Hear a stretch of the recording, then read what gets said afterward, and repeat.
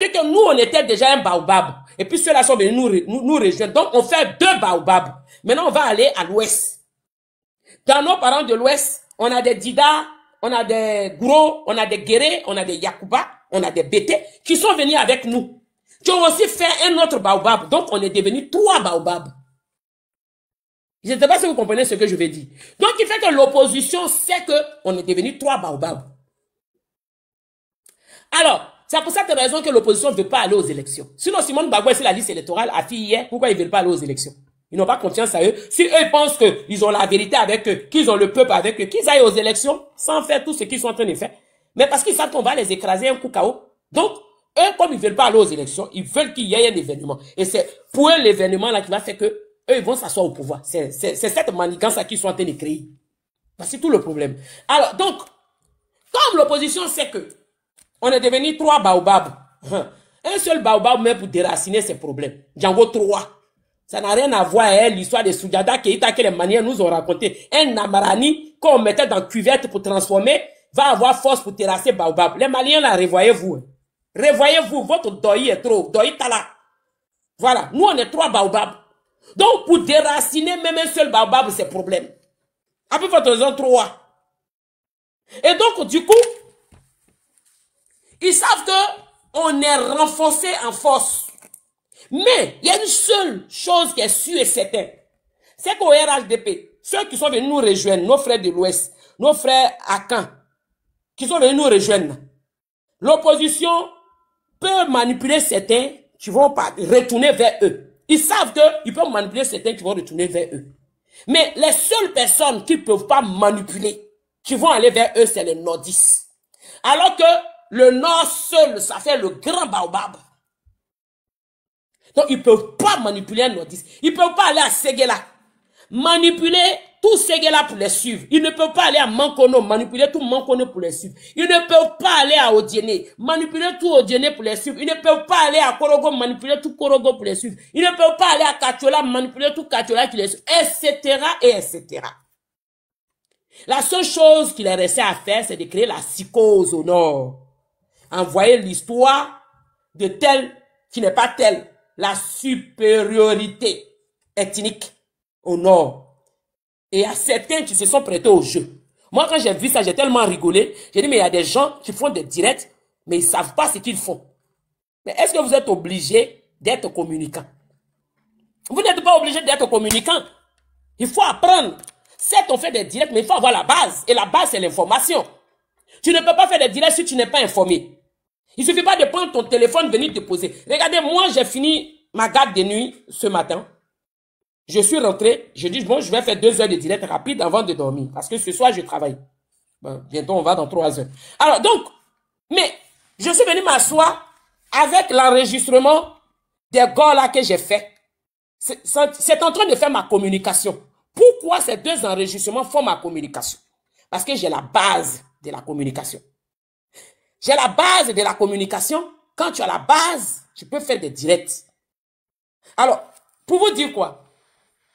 On ne peut pas poser la caméra à tout va et puis dire on est en train de faire direct. Vous irez de mal en pire. Au lieu d'apporter de l'importance à votre parti politique, vous allez dégrader votre parti politique. Parce que vous-même, vous n'avez pas la base de connaissances, d'informations. Tu n'as pas la base d'informations et de connaissances, tu fais les directs comment? Tu t'exprimes sur quoi? C'est ce qui fait que cette histoire de Senufo n'est pas Djoula, Djoula n'est pas Senufo là. Il y a certains panels qui ont pu parler de ça. Parce qu'ils n'ont pas la base des informations. Avant de faire des directs. Ils ne s'informent pas, ils ne se documentent pas. Parce que tu as entendu qu'on dit Senufo est ceci, Senufo. Pourquoi tu poses ta caméra? Toi, tu commences à faire direct là-dessus. Tu commences à faire direct là-dessus, tu poses ta caméra. Mais il faut aller aux infos. Il faut chercher à comprendre quels sont ceux qui ont envoyé cet événement. C'est une psychose qu'ils créent encore pour diviser. Et ça, ils ne vont pas s'arrêter. Je vous ai dit ici que plus les mois seront proches, plus la manipulation va être éparpillée. Plus les mois seront proches, plus la désinformation sera étalée. C'est-à-dire que ceux qu'on a en face de nous là, ne sont pas prêts à s'arrêter. Ils iront de manipulation en manipulation. Ils iront de mensonge en mensonge. Regardez, avant-hier, par exemple, je me baladais. Je suis allé tomber sur le panel de l'un de nos frères qui s'appelle Kolo Kele. Colo Kéré a pris, moi, ma photo. La photo comment on appelle, de Orléans. La photo de Cléopâtre Ouattara. Et puis, il a fait une petite vidéo où il a mis la chanson de Soumbil. Je l'ai même publié sur mes pages. Et puis, on a été tous identifiés. Donc, j'ai été encouragé un petit peu. Moi, quand on m'identifie, je vais encourager. Et je suis là et je reçois un message. Je ne dirai pas le nom de la personne. J'y vais. Je m'envoie Radna. Radna est parti écrit là-bas. Les 3 vipères et ta. Je suis obligé d'en parler. Il balance là-bas. Donc, moi, comme j'ai été identifié, j'ai été voir. Donc, j'ai laissé un message. J'ai dit, mon éducation ne me permet pas de répondre aux personnes qui ont été élevées. Que celle qui t'a envoyé là, dis-lui de citer juste mon nom, parce que je sais qui est derrière, je tais le nom. Dis-lui de juste citer mon nom, et vous allez lire-le avec moi. Mais je vous dis, il a laissé un autre message derrière. Il dit, toi, sur le panel d'un tel, on dit là-bas que toi, tu es Cogep. Tu peux tromper tout le monde, mais tu ne peux pas nous tromper, nous autres. Alors là, j'ai compris pourquoi pendant 1 an et demi, j'ai beaucoup de mes frères du RHDP qui se sont désabonnés de mes pages. Pour rien comme ça. Il y a des personnes qui étaient abonnées sur mes pages, que je ne voyais plus, qui avaient disparu. D'autres ne se sont pas désabonnés, mais qui venaient plus. Et puis un coup, ils revenaient. Et puis il y en a d'autres qui se sont désabonnés, mais qui ont refait les demandes. Bon, toi, tu étais abonné à moi, tu as fait des demandes. Ça veut dire que tu t'es désabonné, mais je n'ai rien dit, je les ai acceptés. J'ai compris c'est qui est derrière. C'est une go qui est derrière. Mais celle-là, je vais la récupérer après les élections présidentielles. Je n'ai pas le temps pour elle. C'est-à-dire qu'elle pousse les gens à me détester et elle pousse les gens à s'éloigner de moi. Parce que je ne sais pas si elle est jalouse de moi. Bon, moi, je peux mettre ça sur ce compte-là. Voilà. Parce qu'elle trouve que je lui fais de l'ombre ou bien machin. Voilà. Moi qui allume Blé Goudé matin, midi, soir ici. Pendant que vous, sur tous les panels, vous êtes en train de dire Blé Goudé a changé. Je suis la seule qui vous a dit que Blé Goudé n'a jamais changé. Il a changé de style vestimentaire. Alors là, j'ai compris l'état d'esprit qu'elle a mis. Oui, ok, Mel. L'état d'esprit qu'elle a mis dans la tête de certaines personnes. Qui ont fait que ces personnes-là ont eu des comportements vis-à-vis de moi. J'ai juste laissé un message et dit, ah, merci de m'informer du mensonge que vous m'avez collé à l'étiquette. Maintenant que je sais qu'est-ce que vous racontez, je vais me préparer pour vous attendre. Alors, c'est pour vous dire quoi? Non, mais lui, je suis obligé de citer son nom par contre, parce que moi, vous savez, moi, je cache pas mes trucs et je ne cache rien à ma communauté. Alors, donc, pour vous dire quoi? Nous sommes dans ça va dans la manipulation. Hein. Et cette manipulation va jusqu'à dans nous-mêmes notre propre camp. Cette manipulation va jusqu'à dans notre propre camp. Et c'est ce qui est dangereux. C'est-à-dire que si vous vous êtes familiarisé avec certains corps et certaines personnes de l'opposition à l'extérieur, vu que eux, leur but, c'est de faire en sorte que ceux qui font la meilleure communication au RHDP, il faut casser leur morale. Il faut leur attribuer certaines choses pour que ceux-là se découragent et qu'ils arrêtent le combat qu'ils sont en train de faire. Et comme ça, eux, ils ont le champ libre de faire ce qu'ils veulent. Puisqu'ils ont réussi déjà à manipuler certains qui sont devenus frères et sœurs, ils font plus le combat, ils oublient l'essentiel. Alors, il y a certains, comme moi, qui ne sont pas tombés dans ce piège. Donc, il faudrait trouver le moyen de pouvoir rentrer en contact avec certains parmi nous qui vont utiliser pour aller fragiliser la personne qu'on ne peut pas atteindre. Mais moi, je le dis ici et je répète. Pour m'atteindre là, il faut atteindre Dieu. Ça, c'est un. Parce que je suis très croyante. Dieu, c'est mon marabout, c'est mon féticheur, c'est mon tout. Si tu arrives à atteindre Dieu qui est mon féticheur, mon ami, tu vas m'atteindre. Ou bien ma soeur, tu vas m'atteindre. Ça, c'est deux. Secondo, la communication que moi, Christ, je fais ici. Les seules personnes qui peuvent m'empêcher de le faire, ce sont les responsables du RHDP.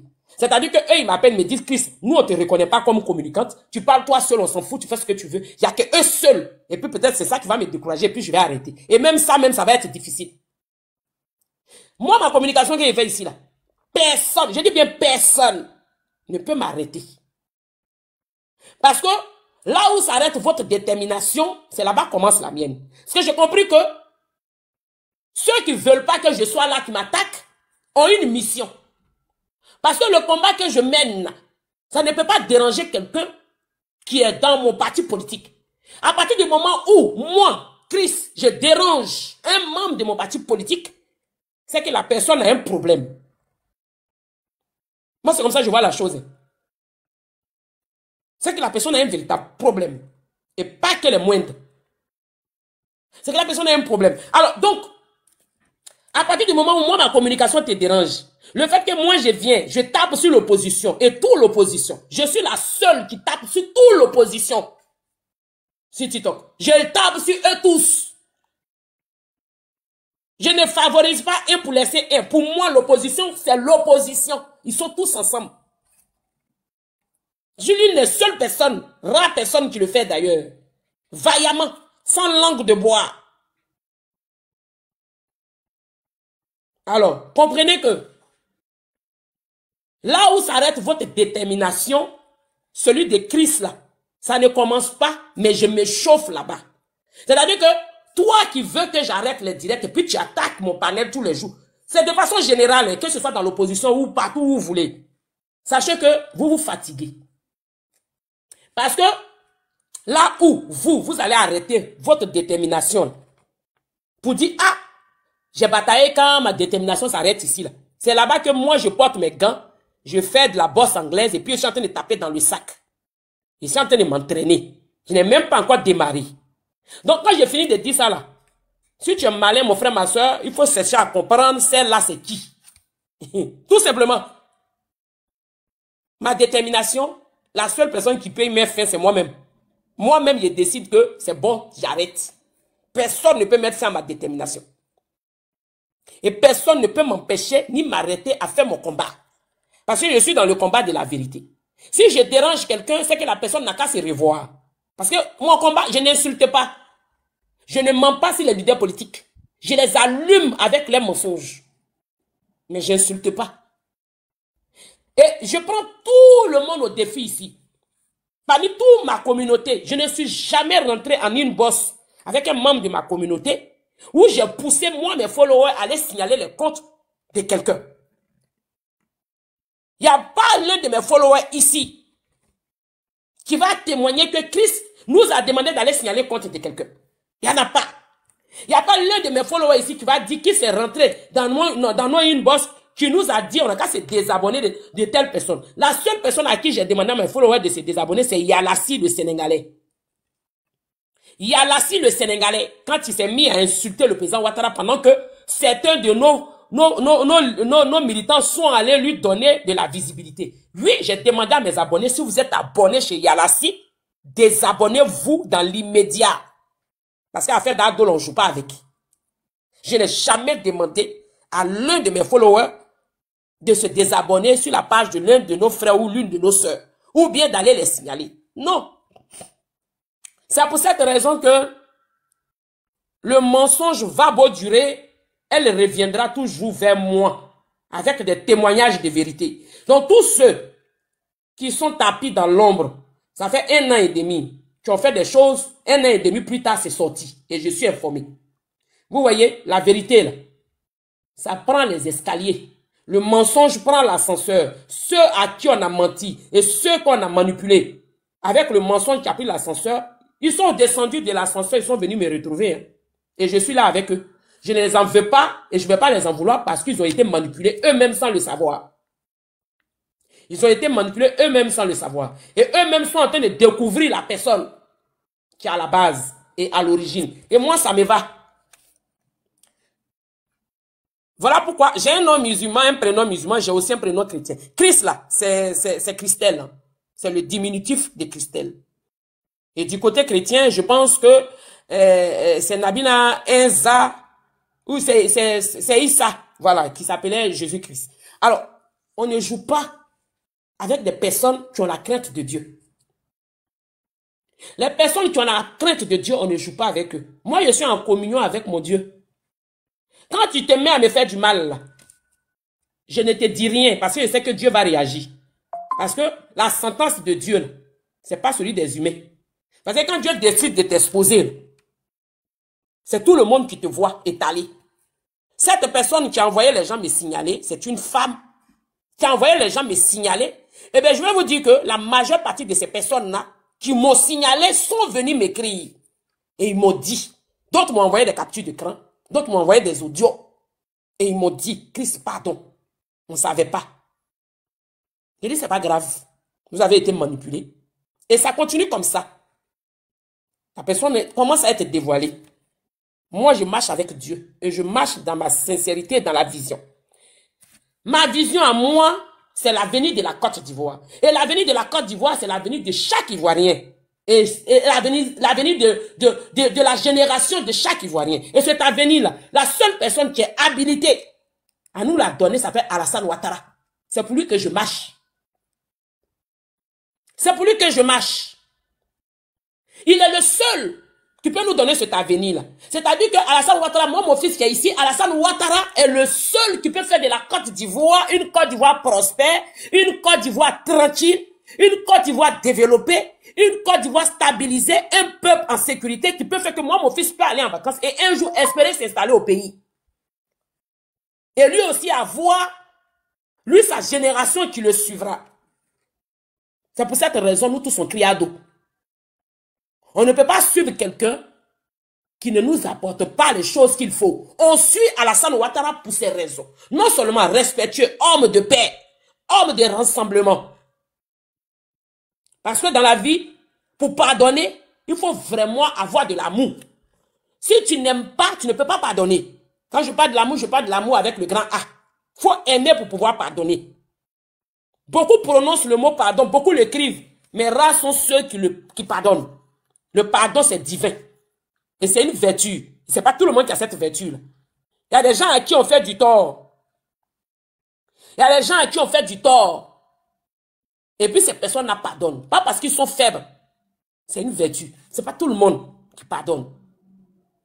Il y a des gens qui sont très rancuniers. Parce que tu leur as fait quelque chose, ils te souhaitent le pire. Le malheur même t'arrive, ils sont contents. Alors, le docteur Alassane Ouattara, président de la République de Côte d'Ivoire, la solution du problème ivoirien, le miracle de la Côte d'Ivoire, celui-là qui permet que la Côte d'Ivoire soit aujourd'hui une vitrine interplanétaire, celui-là qui permet le vivre ensemble, le rassemblement et la paix. C'est de ce monsieur-là qu'on parle. C'est à cause de lui, nous on est assis.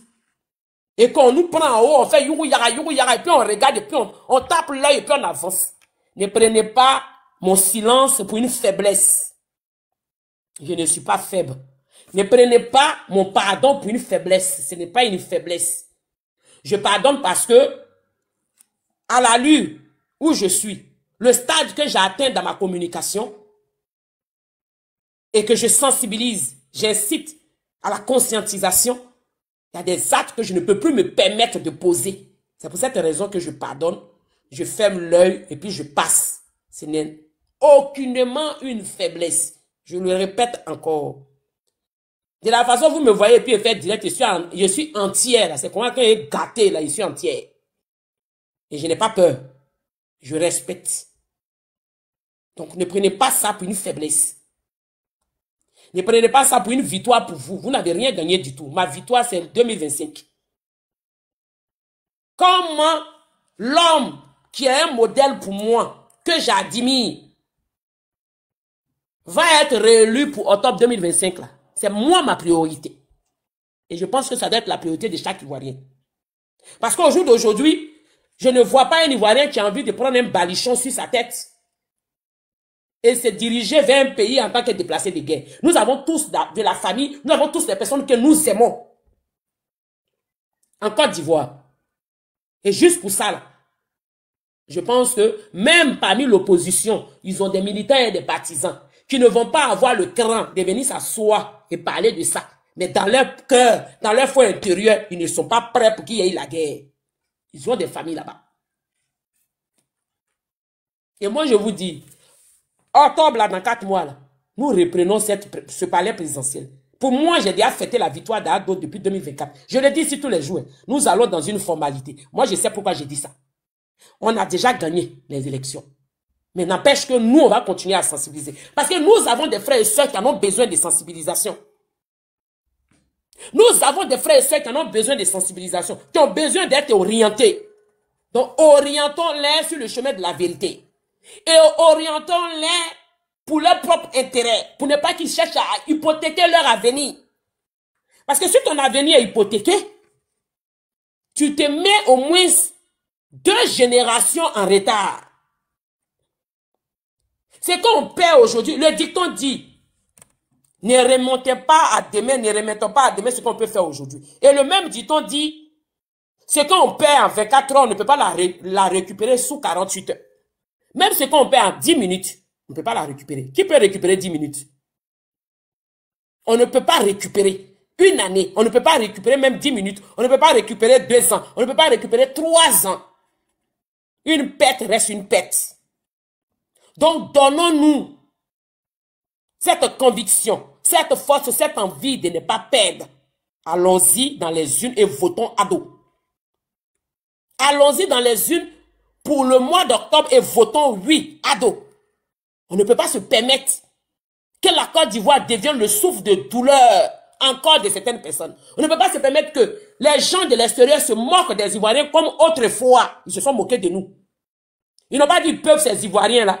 Pendant ce temps, ça volait nos cafés cacao pour partir. Pendant ce temps, ça volait nos cotons. Pendant ce temps, ça volait l'argent des Ivoiriens pour faire rentrer au Ghana. Et pendant ce temps, quels sont ceux qui étaient dans la souffrance et dans le désarroi? C'était le peuple ivoirien. Et dans ce peuple ivoirien-là, nous avons tous des parents. Nous avons tous des familles dedans. Tous que nous sommes, nous avons des familles dedans. Dans ce peuple ivoire. Il n'y a pas quelqu'un qui va dire aujourd'hui qu'il n'est pas content d'aller en vacances. Et je vais m'adresser à ces gars-là qui sont pour la plupart en Europe ici, pour la plupart en France, qui n'ont pas honte. Ceux qui ont chassé la France, mais aujourd'hui qui vivent en France. Ça veut dire que vous êtes incohérents. À chaque gosse au français, ils sont clairs, on va les déshabiller. On ne veut plus de français, mais c'est vous qui êtes remplis en France. Bon, des gens sans vergogne, les gens qui n'ont pas de crédibilité, des gens même qui sont, je dis, qui sont démystifiés, des gens qui n'ont pas de parole. Ça dit qu'il ne faut même pas aller loin, il faut regarder juste les petits gestes des gars. Ils ont chassé la France quand ils étaient au pouvoir, ils n'en voulaient pas de français, mais ils sont les premiers qui ont demandé asile en France, qui sont installés en France. Pour la plupart, les premiers boulots en France, ils l'ont eu. Pour la plupart, les premières cartes bancaires en France, ils l'ont eu. Pour la plupart, ceux qui ont pu être indépendants en France, ils ont eu l'indépendance. Leur indépendance. Mais eux, ils ont chassé la France. Alors, quand vous voyez une personne, des personnes qui ont chassé des Français d'un pays qui eux-mêmes vivent en France ici, mais c'est des personnes qui ne sont pas dignes de confiance. Des gens qui ont chassé un groupe, qui disent que ceux-là, ils ne sont pas bien. Et eux-mêmes viennent habiter dans le pays des personnes qu'ils ont chassées. Ceux-là, quand ils vont vous parler là, c'est à ceux-là qu'il faut croire. Mais ils sont capables de vous amener quelque part où faire quelque chose de pire. Et même ne pas reconnaître qu'ils vous ont fait du mal, alors qu'ils vous ont fait du mal. Donc, ces gens de personnes, c'est pas des personnes de parole, c'est pas avec ces gens de personnes que nous allons coquiner, c'est pas avec ces gens de personnes que nous allons marcher. C'est clair. Alors, vous les gars qui êtes en France ici, qui disent que je ne peux pas aller au pays, il faut que Ouattara dégage comme ça, moi je vais au pays. Ça fait 20 ans que je suis en France.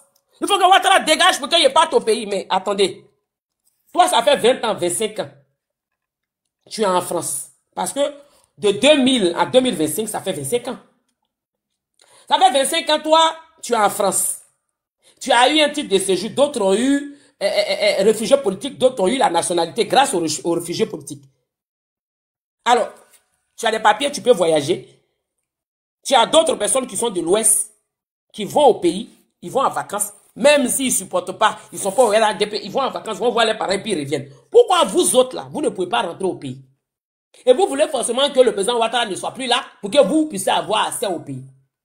Et ce sont ceux-là qui sont sur les réseaux sociaux et qui lancent la désinformation et qui sont à fond dans la manipulation. Ils veulent coûte à coûte brûler la Côte d'Ivoire pour que Laurent Gbagbo s'asseye pour qu'il restaure d'après eux la Côte d'Ivoire et eux ils rentrent au pays. Mais je vais vous dire pourquoi ceux-là ils ne rentrent pas. Parce que moi je ne comprends pas. Celui qui s'est transformé en pyromane qui a brûlé la Côte d'Ivoire c'est Gbagbo. Mais Gbagbo en Côte d'Ivoire. Mais c'est pas là-bas qu'il a parlé de il va se battre. Gbagbo est installé en Côte d'Ivoire. Blaise Goudé Charles, qui était le général de la rue, qui a appelé à ce que les enfants des gens sortent dans les rues. Blaise Goudé Charles, grâce à sa sortie, il y a 2000 Ivoiriens qui ont des membres coupés. Là. Il est en Côte d'Ivoire. Alors, toi, le citoyen lambda, citoyen lambda, qui n'est pas connu, à l'époque, il n'y avait pas de caméra pour dire qu'on vous a filmé. Donc, si vous rentrez, on peut vous arrêter à l'aéroport. Pourquoi toi, tu refuses de rentrer et tu attends à ce que le président Ouattara ne soit plus au pouvoir pour rentrer? Alors, ceux qui ne savent pas là, je vais vous expliquer pourquoi. Ces gars-là ne rentrent pas Parce qu'ils n'ont pas de problème avec l'État. Parce que la logique voudrait que ceux qu'on doit incarcérer rapidement à la marque, ce soit Gbagbo et Blé Goudé. Mais eux-mêmes, ils sont là, ils sont libres de leurs mouvements. Ils voyagent, ils circulent, ils font des meetings. Maintenant, toi, le gars du quartier que personne ne connaît, tu n'étais ni ministre, tu n'étais ni DG quelque part. Pourquoi toi, qui es venu t'installer en France, pendant la guerre, toi, tu refuses d'aller en vacances pendant que tu as des papiers? Il faut expliquer la vraie version aux Ivoiriens. Ce sont les gars qui sont rentrés dans les cours de nos parents du Nord. Parce que vous savez, nos parents, nos grands-pères là, qui avaient des magasins de pain, des magasins d'igname, des magasins de riz, qui étaient les grands transporteurs, la majorité ne mettait pas l'argent sur les comptes bancaires. Mais pendant l'événement, pendant la guerre au pays, les gars étaient informés. Dans les quartiers, ils savaient c'était quel vieux Djoula qui avait l'argent. Donc, eux tous là, ils avaient les zagazaga. On leur avait distribué ça. Donc, ils devenaient des braqueurs dans la nuit. Ils sont rentrés dans les cours des parents nordistes qui avaient des commerces, qui avaient l'argent sur eux. Là. Ils sont allés prendre l'argent. Et puis, la majeure partie d'entre eux ont horrible certains. Parce que souvent, peut-être qu'ils ont tapé le vieux, l'enfant veut s'interposer, ils ont horrible l'enfant, ou bien ils ont horrible le vieux et l'enfant. Alors donc, ils ont ce rembat-là qui fait qu'ils ne peuvent pas rentrer au pays. Parce que, en réalité, l'État ne les connaît pas en tant que ceux qui ont semé le trouble, ceux qui sont sortis dans les rues là. Il y a beaucoup qui sont encore d'Ivoire qui circulent. Tant qu'eux-mêmes ils disent pas là-bas que je fais partie des personnes qui sont sorties dans les rues pour marcher, on ne peut pas savoir. Parce qu'il n'y avait pas de caméras à cette époque. En Côte d'Ivoire, dans les rues, je vais dire. Et donc, ça veut dire que l'État n'a pas affaire à toi. Ceux-mêmes qui ont commis même ces massacres-là circulent là-bas. Mais pourquoi toi, qui fais partie du citoyen lambda, tu refuses d'aller en vacances alors que tu as des papiers et tu veux que le président Ouattara ne soit pas là pour que toi tu partes en vacances? Mais c'est parce que tu as un problème avec les personnes dans ton quartier. Les personnes que vous êtes allés rib et prendre l'argent là, ils ont des enfants qui sont là. Et si vous habitez ces quartiers-là, que vous avez vos cours là-bas, mais vous êtes obligés quand vous partez d'aller voir vos parents et descendre là-bas. Mais ils ont peur d'y aller parce qu'ils ont peur qu'il y ait des règlements de compte qui soient faits à leur égard. Puisqu'ils ont commis des dégâts là-bas. Ils ont horrible des gens. Et par la suite, ils ont fui, ils sont venus en France. Donc, ils ont peur de retourner parce que, comme le président Ouattara est au pouvoir, et ils se disent que ceux-là qui sont allés attaquer leurs coups, ce sont des nordistes. Et le président Ouattara est du Nord. Si lui, il s'en va, son leader n'est pas au pouvoir, facilement, on va le rib. Voilà l'idée qu'ils ont en tête. Et donc, c'est pour ça qu'ils ne rentrent pas au pays. Mais demandez-leur toujours de rentrer au pays. Ils ont des connaissances ici qui vont en vacances, qui rentrent, qui vont tout le temps, qui viennent. Qui les fait quoi? Mais ceux qui n'arrivent pas à partir, alors qu'ils ont des papiers dans la France, il n'y a pas quelqu'un qui est arrivé pendant les événements de guerre ici, où c'était chaud, qui n'a pas eu réfugié politique. La majeure partie des Ivoiriens qui sont venus, d'ailleurs, c'est ce que les Burkinabés prenaient nos passeports et les Maliens pour venir demander réfugié politique en France. Ils ne rentrent pas parce qu'ils ont un rembat. Les choses qu'ils ont fait à leurs voisins, c'est ça qui fait qu'ils ne rentrent pas. Ils ont peur que les voisins, là, il y ait des représailles. Donc, ceux-là, par exemple, là, ils ne lâcheront pas Gbagbo. Ils ont la nostalgie du pays, mais ils ont peur de rentrer. Ils ne lâcheront pas Gbagbo. Eux, là, ceux que vous entendez dire, il faut que le pays brûle coûte à coûte, là. C'est ceux-là que je viens de citer, là. Ce sont eux.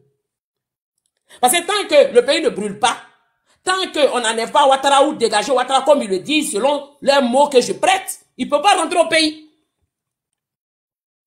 Et ce sont ceux-là que vous allez entendre tout le temps. Sans repris, sans pitié. Ils veulent que le pays brûle. Parce qu'il n'y a que comme ça qu'eux peuvent rentrer au pays. Il n'y a que de cette façon qu'eux peuvent rentrer au pays.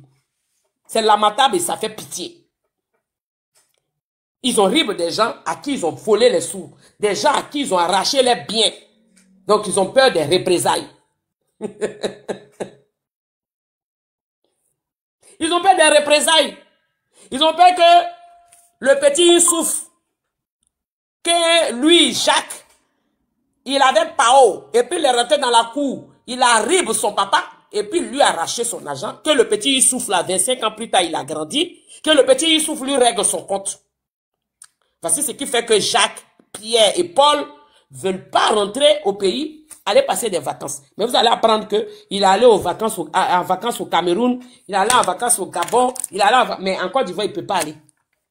Ben, moi, j'ai une solution pour vous, vous qui avez fait ça. Là. Puisque vous avez la nostalgie du pays. J'ai une solution pour vous.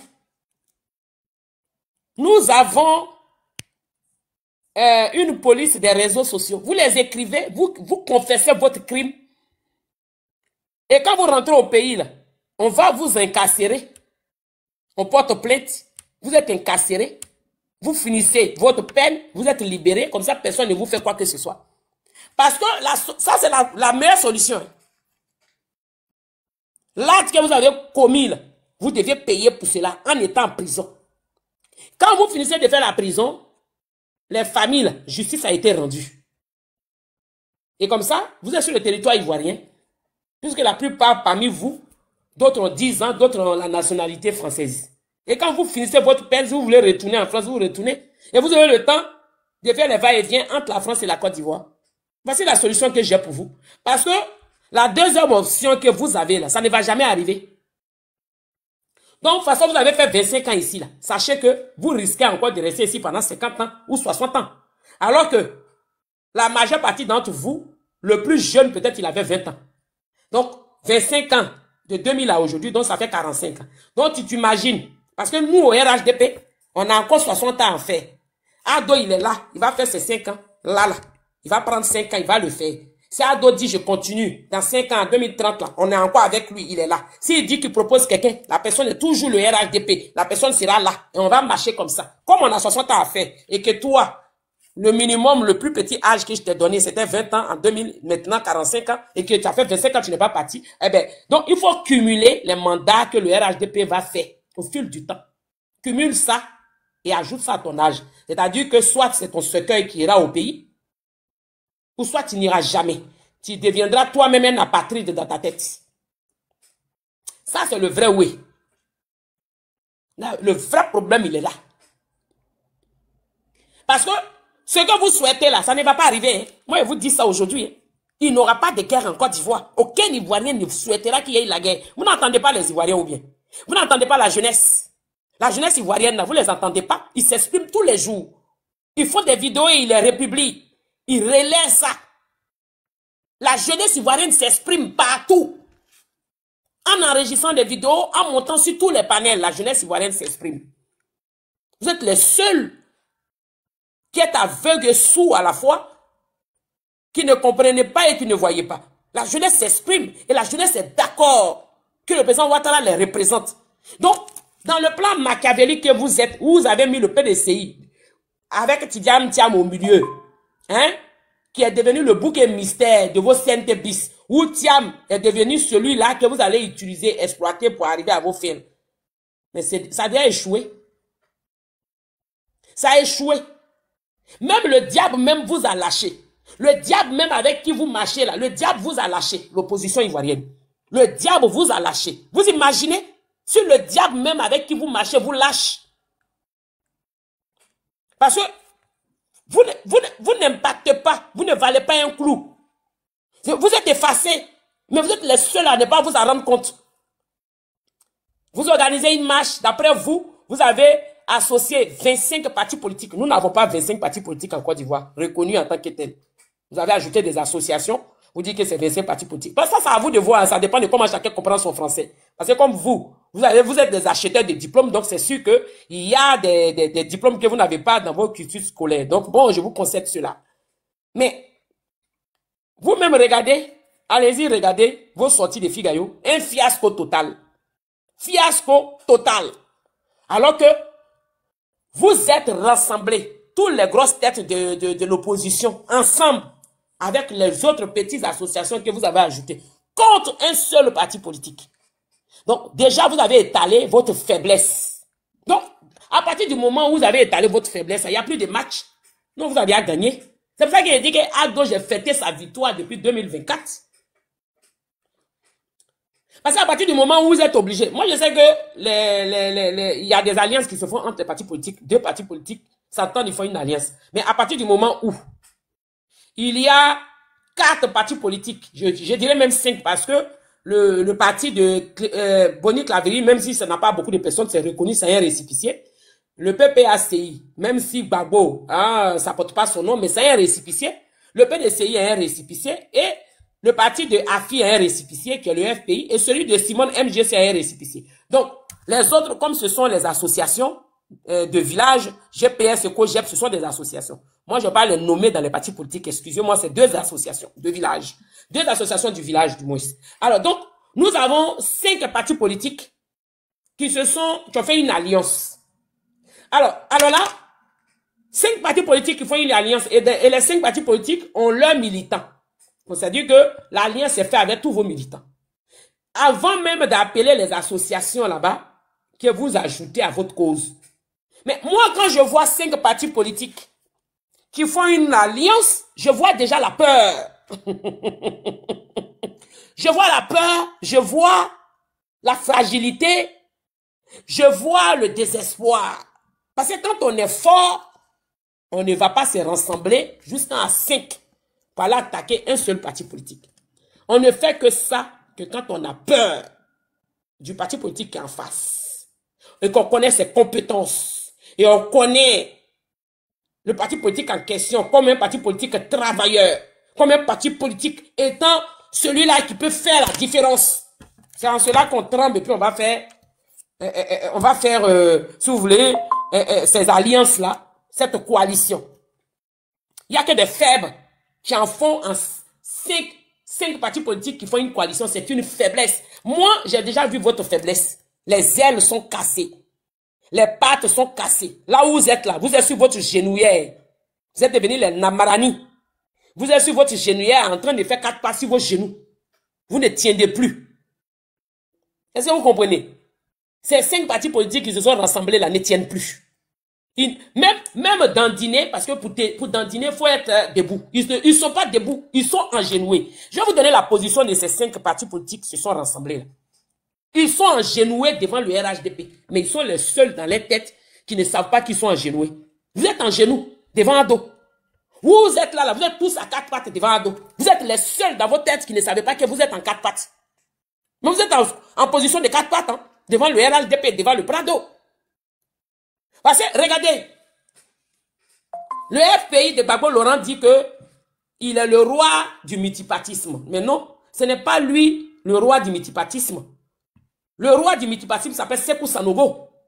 Je vais vous expliquer ce que Sékou Sanogo, en réalité, c'est lui qui devait être le président de la République de Côte d'Ivoire et non Houphouët-Boigny. C'est Sékou Sanogo qui a été le premier à intégrer le ministère français. C'est avec lui la France a traité au tout début. On nous a masqué cette histoire, on nous l'a caché. Le père, le vrai père de la démocratie, c'est Sékou Sanogo. Hein. Ce n'est pas Gbagbo Laurent. Et le vrai premier président de la Côte d'Ivoire devait être Sékou Sanogo. Ils l'ont boycotté, ils l'ont étouffé, et puis ils l'ont fait rib. On reviendra avec ça. Ça, ce serait l'histoire du PDCI. Et je reviendrai demain avec l'histoire du PDCI. Ne vous inquiétez pas. J'en ai trouvé plein de choses qui sont là. On va aller d'Oufoué. On va aller que dans Oufoué. Il faudrait que les gens comprennent le véritable problème de la Côte d'Ivoire et le rôle qu'a joué le PDCI RDA réellement. Parce que l'histoire se répète du père de la nation qui est Houphouët-Boigny jusqu'à ce PDCI mafieux, malhonnête qui se retrouve avec Thiam. On partira du plus haut pour descendre. Alors, vous, les partis politiques là, vous êtes en genoux devant Ado. Ça veut dire que vous avez fait le mea culpa. Vous êtes à genoux. Vous ne tenez plus sur pied. Mais vous êtes les seuls à ne pas le savoir. C'est dingue. Dès lors où vous êtes tous les 5 allés en coalition contre le RHDP, dès lors, vous vous êtes engenoués. Dès lors, vous avez perdu. Dès lors, vos ailes sont cassées. Dès lors, vous êtes effacés. Ça a montré votre faiblesse directement. Et moi, c'est par là que je passe pour vous frapper. Vous êtes faible. Ça a montré votre faiblesse. Ado a pris le dessus. Parce que quand vous dites que vous êtes des bonhommes, vous sortez, vous faites des discours guerriers là. C'est dans les unes qu'on voit ça. Je prends le cas du PDCI par exemple. Tidiane Thiam ne répond plus aux critères. Mais envoyez un autre gars du PDCI, nous sommes à 4 mois. Préparez la personne. Billon, il se propose déjà comme votre candidat, non? Préparez la personne. Ou préparez les personnes que vous allez choisir une parmi. Et mettez la personne sur le tatami. Et démontrez au RHDP que le PDCI est toujours fort. Que vous avez toujours la façon de faire les choses. Et allez-y aux élections. Et puis on va voir. C'est là-bas qu'on voit les vrais garçons. Mais comme vous n'êtes plus garçons, c'est ce que je disais là. Vous êtes en genoux. Vous êtes en genoux, vous êtes à notre pied. Vous n'êtes plus des garçons. Donc, vous ne pouvez pas faire ce que moi, je suis en train de vous dire de faire. Parce que si vous étiez des garçons, le PDCI allait présenter quelqu'un parce que Tidiane Thiam, selon la loi qu'il a fraudé les choses, ne mérite pas d'y aller. Donc, normalement, le PDCI devait présenter un autre candidat. Le PPAC, vu que Gbagbo Laurent n'est plus éligible, Gbagbo Laurent n'est pas éligible, il a perdu ses droits civiques, devait pouvoir présenter quelqu'un. Et comme ça, le PPACI présentait quelqu'un, la personne partait aux élections. Le PDCI présentait une autre personne, il partait aux élections. Et Simone et Afi partaient. Et puis on allait se croiser, on allait voir s'il allait avoir deuxième tour. Moi, j'aime bien ce genre de championnat-là. Ce genre de championnat-là, j'adore ça. J'aime relever les défis. Je ne me défile jamais. Donc nous, on allait voir. De la façon dont vous dites que le peuple marche avec vous dans vos têtes. Là. On va voir si le peuple là va voter l'un d'entre vous dans les urnes. Pourquoi vous n'avez pas proposé des candidats? Dès lors où vous n'avez pas proposé des candidats, dès lors où 5 partis politiques se sont rassemblés ensemble, pour créer une coalition contre un parti politique, dès lors vous avez montré votre état de faiblesse. Dès lors vous avez montré votre état de faiblesse. Dès lors vous avez montré que vous n'êtes pas des bonhommes. Dès lors vous avez montré que vous n'êtes pas des garçons. Dès lors vous avez montré que vous êtes finis. Dès lors vous avez montré que vous n'avez plus d'efficacité. Et que tout ce que vous faites, c'est du dagbachi. Ah, nous qui comprenons, nous on a compris. Dès lors, vous ne valez pas un clou. Alors, malgré que vous vous êtes mis ensemble pour créer une coalition, parce que ils veulent nous faire croire que dans cette coalition-là, Soro Guillaume n'y est pas, Blaise Denis n'y était pas. Moi, je vous ai dit ici, ils sont tous ensemble. J'ai dit que toute l'opposition, là, ils sont tous ensemble. C'est pas Blaise Denis qui est sorti pour aller faire marche à PDCI, là. Avec le député Poupounapou. C'est pas Blaise Denis qui est parti là-bas. C'est pas Soro Guillaume qui a apporté tout sous ton... Je vous ai dit qu'ils sont tous ensemble. Dans tromper la vigilance des gens, ils vont en rendre dispersés. Mais ça, nous, on a déjà fini avec ça. Nous, on court avec vous. Moi, j'essaie de rentrer dans votre tête, toute l'opposition, là, que ce soit dans la tête de Thiam, dans la tête de Gbagbo, dans celui de Blegoudé, dans celui de Soro Guillaume, dans celui de Simone, dans celui de Afi, et puis ici sorti. C'est comme ça que je vous baboue avec la réalité et qui vous empêche, vous et vos communicants, de dormir. Parce que vous vous posez des questions. Mais c'est la même là. Où est la neveu des infos? Qui lui donne les infos? Je suis rentré dans votre tête et puis je suis sorti. Et puis, c'est pas un débat. Je lis en vous comme de l'eau de roche. Vous êtes faible. Vous voulez vous jouer les garçons. Vous avez fait votre coalition de partis politiques à 5. Après, vous avez ajouté les associations. Malgré que vous avez ajouté 25 associations à votre cause, ça ne vous a pas suffi. Vous êtes allé prendre l'AES. Vous êtes allé prendre 3 pays de l'AES en renfort. On écoute très bien la faiblesse de l'opposition. 5 partis politiques. Je cite PPACI, PDCI, MGC, FPI et le parti de Claviri. Ils se sont associés en coalition pour déstabiliser le RHDP. Mais normalement, famille, la logique voudrait que quand on est en coalition, même 2, on a déjà une grosse force pour déstabiliser celui qui est en face. Mais quand on dit 3, ça augmente la force, c'est censé augmenter la force. Quand on dit 5, la force doit être immense. Mais vous voyez qu'ils se sont mis ensemble à 5, les différents partis politiques. Mais là encore, ils ne font pas un poids. Donc, ils ont été obligés d'aller prendre les 3 pays de l'AES en renfort. C'est-à-dire qu'en supplément, ils ont été prendre les 3 pays de l'AES pour venir les rajouter à leur cause. Ça fait pitié, hein? Ça fait vraiment pitié. Et ça fait honte. En toute sincérité. Quand je pense que ces partis politiques sont dans notre pays, c'est une honte internationale. Ça veut dire que malgré qu'ils sont à 5 dans leur coalition, on été obligés d'aller ajouter 3 pays de l'AES. Quand on ajoute les 3 pays de l'AES, ça fait 8. Coalition de 8 différents. Mais malgré ça encore, il n'y a pas de force. Là maintenant, ils sont allés prendre des associations. Donc je vais citer COGEP et je vais citer le GPS. Donc ça fait 8 plus 2, ça fait 9. 8 plus 2, ça fait 10. Alors, 10. Et ils ne se sont pas limités à ça. Ils sont allés prendre 25 petites associations dans le pays. Donc, si on calcule 10 plus 25, nous sommes déjà à 35. C'est-à-dire que le rassemblement des vauriens, ils sont 35. Alors, ils ont 25 associations, non, je vais dire 27 associations, puisque je vais ajouter le GPS et le COJET. Ils ont 27 associations, plus 10. Donc, ils ont 37. En gros, ils sont tous 37. 27 associations, plus 5 partis politiques. Parce que les 3 pays de l'AES, moi, je les compte dans les associations. Enfin, je les compte dans les partis politiques. Voilà. Alors, donc, ils sont 10 partis politiques et 27 associations. Donc, en gros, on calcule un chiffre de 37. Alors, quand on va calculer le chiffre de 37, on cite 3 pays, hein, de crève la dalle dedans. Et on a les 5 pauvres associations qui sont obligées d'attendre que l'État ivoirien leur verse à manger tous les mois, parce que sachez que eux, les partis politiques là, sont rémunérés tous les mois. Donc tous les mois, pour que eux ils puissent payer les charges de leur parti politique. Quand je parle des charges, je vais parler du local, de l'électricité, l'eau potable, des personnes, des membres du bureau qui doivent payer, parce que c'est pas forcément du bénévolat. Et malgré tout ça, ils n'arrivent même pas à payer les impôts. Ils doivent même à l'État. Bon, moi quand je regarde la pauvreté morale et la pauvreté financière de ces 5 partis politiques, je ne vois pas qu'est-ce qu'ils peuvent apporter comme changement dans la Côte d'Ivoire. La Côte d'Ivoire d'Alassane Ouattara, c'est des coulées. Nous, on ne parle pas aux coulées. Dans le monde entier, ceux qui doivent s'élever pour se présenter comme candidats dans des pays, c'est des gens qui sont déjà riches.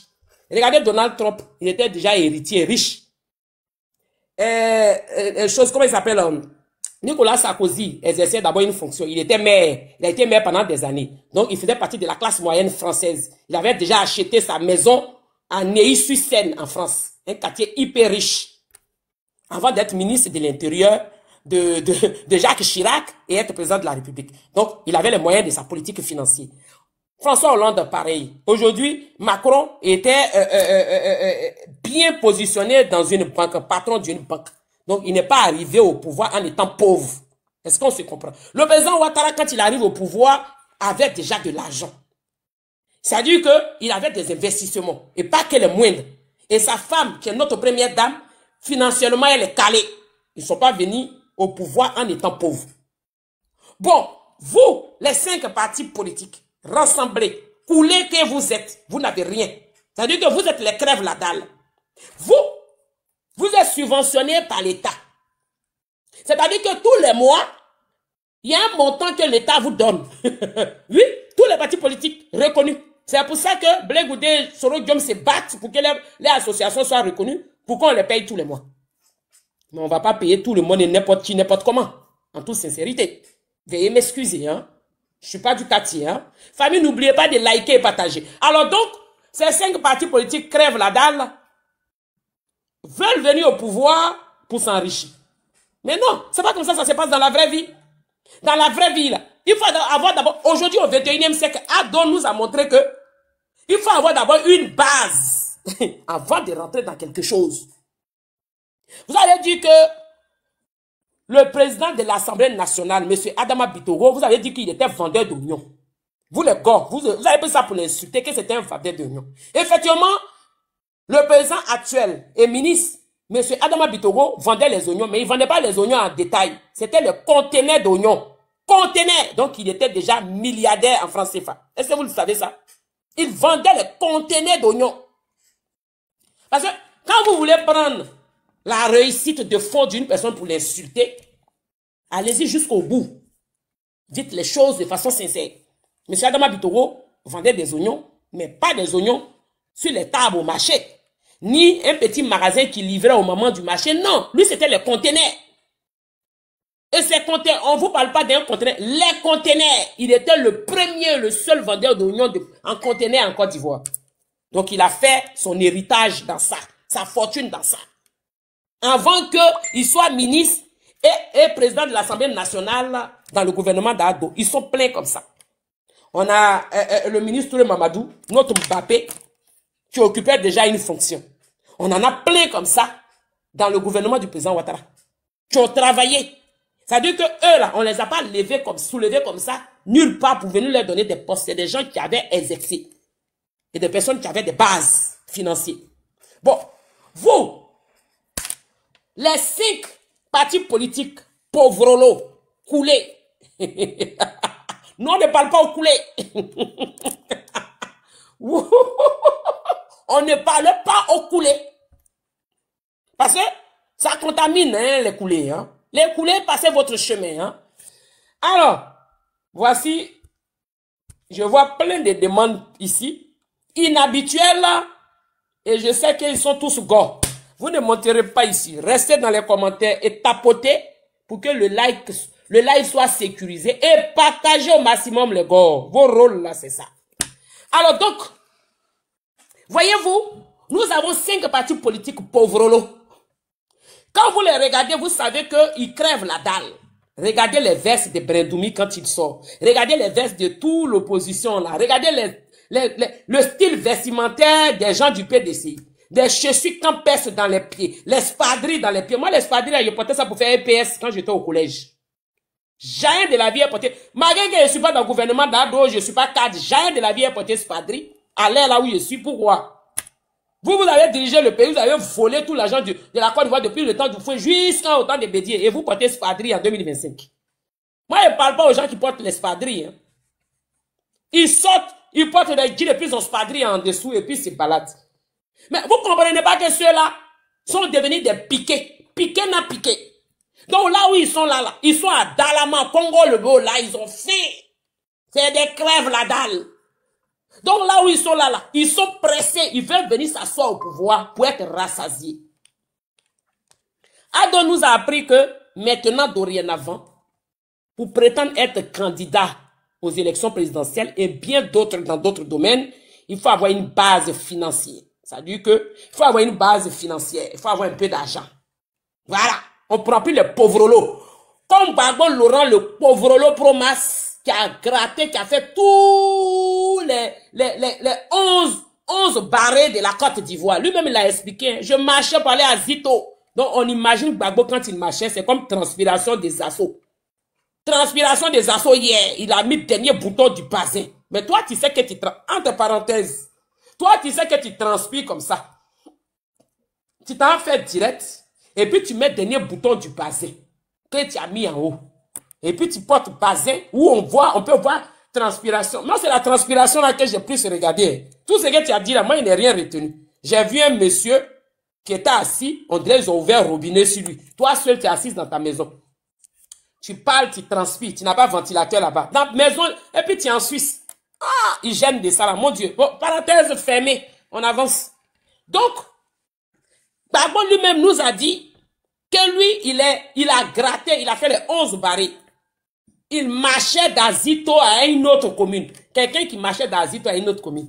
C'était un poivron. C'est un gars à Dalama. Mais regardez comment quand il est devenu président, regardez ce qu'il a fait. Vous n'avez pas vu ce qu'il a fait? Gbagbo n'a pas eu le temps de s'amuser, il n'avait pas l'argent. Il n'a pas eu le temps d'avoir les go comme ses camarades ont eu les go, changer les go. Il n'a pas eu ça. Il était poivre. Les filles de l'époque là, elles c'est les grottos, elles cherchaient. Gbagbo valait pas un clou. Donc il n'était pas grotto. Nos grands soeurs à l'époque là, c'est grotto on attendait. De toute façon on appelle sugar daddy à nos temps là. Nos grands soeurs appelaient ça grotto. Et Gbagbo n'était pas un grotto. Parce que pour être grotto, faut travailler. C'était un pafloteur. Il a dit qu'il a travaillé au lycée classique. On n'a jamais vu fiche de paye. On n'a jamais eu témoignage de l'un de ses anciens élèves. On n'a jamais eu témoignage de l'un de ses collègues du lycée classique. Paflotage. Les filles de l'époque, nos grands soeurs, elles ne cherchaient pas les pafloteurs, elles cherchaient les grottos. Et Gbagbo n'était pas grotto, donc il n'a jamais eu le temps d'avoir les belles gosses, circuler, mancher, tout et tout. C'est quand il est devenu président là, que lui, il a fait son Cambré Baya. Avec lui, ses amis ont fait Cambré Baya là en vain. Hein. C'est quand lui, il est devenu président que lui, il a commencé à faire Cambré Baya. Il a activé ça. Sniper. Tout ce qui bouge, il tire dessus. Même servante passe, Gbagbo fait... Pousseuse de pousse-pousse passe. Laveuse de pagne de banco, il fait... Ça veut dire qu'il n'a pas eu le temps de faire la vie. Il a fait sa vie de jeunesse quand il était au pouvoir. Donc, il est venu étant poivre au pouvoir. Il est venu étant poivre au pouvoir. Donc, quelqu'un qui vient au pouvoir pendant qu'il est pauvre là, vous pensez qu'il va faire quoi? Mais il va chercher à s'enrichir. Et c'est ce que Gbagbo a fait. Actuellement, là, Ado nous a montré que les prochains candidats auront du boulot. il faudrait que le candidat en question soit quelqu'un qui avait déjà l'argent. Voilà ce qu'Ado nous a montré. Donc, vous les 5 partis politiques affaiblis, qui n'en dit pas son nom, c'est-à-dire que oui, je suis là, si vous souffle comme ça, vous tombez. Et puis en plus d'être faible, vous êtes poivre. Et c'est l'État qui vous entretient. Malgré tout ça, là, le gouvernement paye les partis politiques. Malgré tout ça, AFI n'a pas payé impôt. AFI n'a pas payé impôt. Ils ont fermé son siège. En plus de cela, il y a l'ingratitude. L'État vous verse un subventionnement, mais vous ne payez pas les impôts. AFI, payez vos impôts. Waouh, vos impôts. Payez vos impôts, AFI, vos impôts. Payez vos impôts, AFI, vos impôts. Payez vos impôts, waouh, vos impôts. Si tu es opposant, il faut payer. Même si tu n'as pas l'argent que l'État te paye, il faut prendre pour payer. AFI, il faut payer tes impôts. Malgré tout ça, ils ne payent pas les impôts. Malgré tout ça, ils ne payent rien. Mais ils veulent devenir président. Vous allez devenir président dans quel pays? Dans un monde où on dit Alassane Ouattara est venu en étant riche, sa femme est venue être notre première dame en étant riche. La seule première dame ivoirienne qui est venue en étant riche, c'est Dominique Ouattara. Parce que Thérèse, là, elle était poivre quand on fait la prise. Elle n'était pas riche. C'est vrai que son père était quelque chose de la douane, mais elle n'était pas riche. Quand on fait la prise. Donc, elle a eu richesse là dans le pouvoir. La biche royale n'était pas riche quand Henri Konan Bédié l'a prise. Elle a eu goût de richesse là dans notre pays. Bon, on va dire la dame catcheuse. La catcheuse. La dame catcheuse. Vous voyez de qui elle parlait? Bon, j'ai dit son nom. La siamoise de Gbagbo, Simone. Elle n'était pas riche quand elle est devenue première dame. La seule première dame qui est venue avec une fortune avant d'être première dame, c'est Maman Dodo. C'est Maman Dodo seule qui est, avant d'être première dame, elle avait guerre. C'est le président Ouattara seul, avant d'être président de la République, il avait guerre. Oufoué Boigny lui-même n'avait pas l'argent. Avant qu'il soit président de la République de Côte d'Ivoire. Bédié n'avait pas l'argent. Bon, il avait volé l'argent parce qu'il était ministre de l'économie et des finances. Il a détourné 20 milliards. Mais les 20 milliards, il avait zouké dedans. Mais eux tous sont poivres. Pourquoi vous voulez que nous on prenne des candidats qui sont poivres? Pendant que nous, notre Guépa, là, quand lui venait là, lui, il avait guerre. On ne peut pas prendre candidat poivre. C'est pas possible. Candidat poivre veut dire que le peuple va souffrir. L'argent du contribuable, là, vous allez siffler ça. C'est ce que ça veut dire. Que nous, t'es poivre, tu peux pas être candidat. Que Congo Balou, là, c'est des gens là, ils ont fait. Mais Gbagbo, il n'est pas trop reconnaissant. Gbagbo, Maye Soumara l'Afrique d'un coup. Attendez, j'ai mon grand frère. J'ai mon grand frère qui fait la demande, je vais le prendre. Voilà.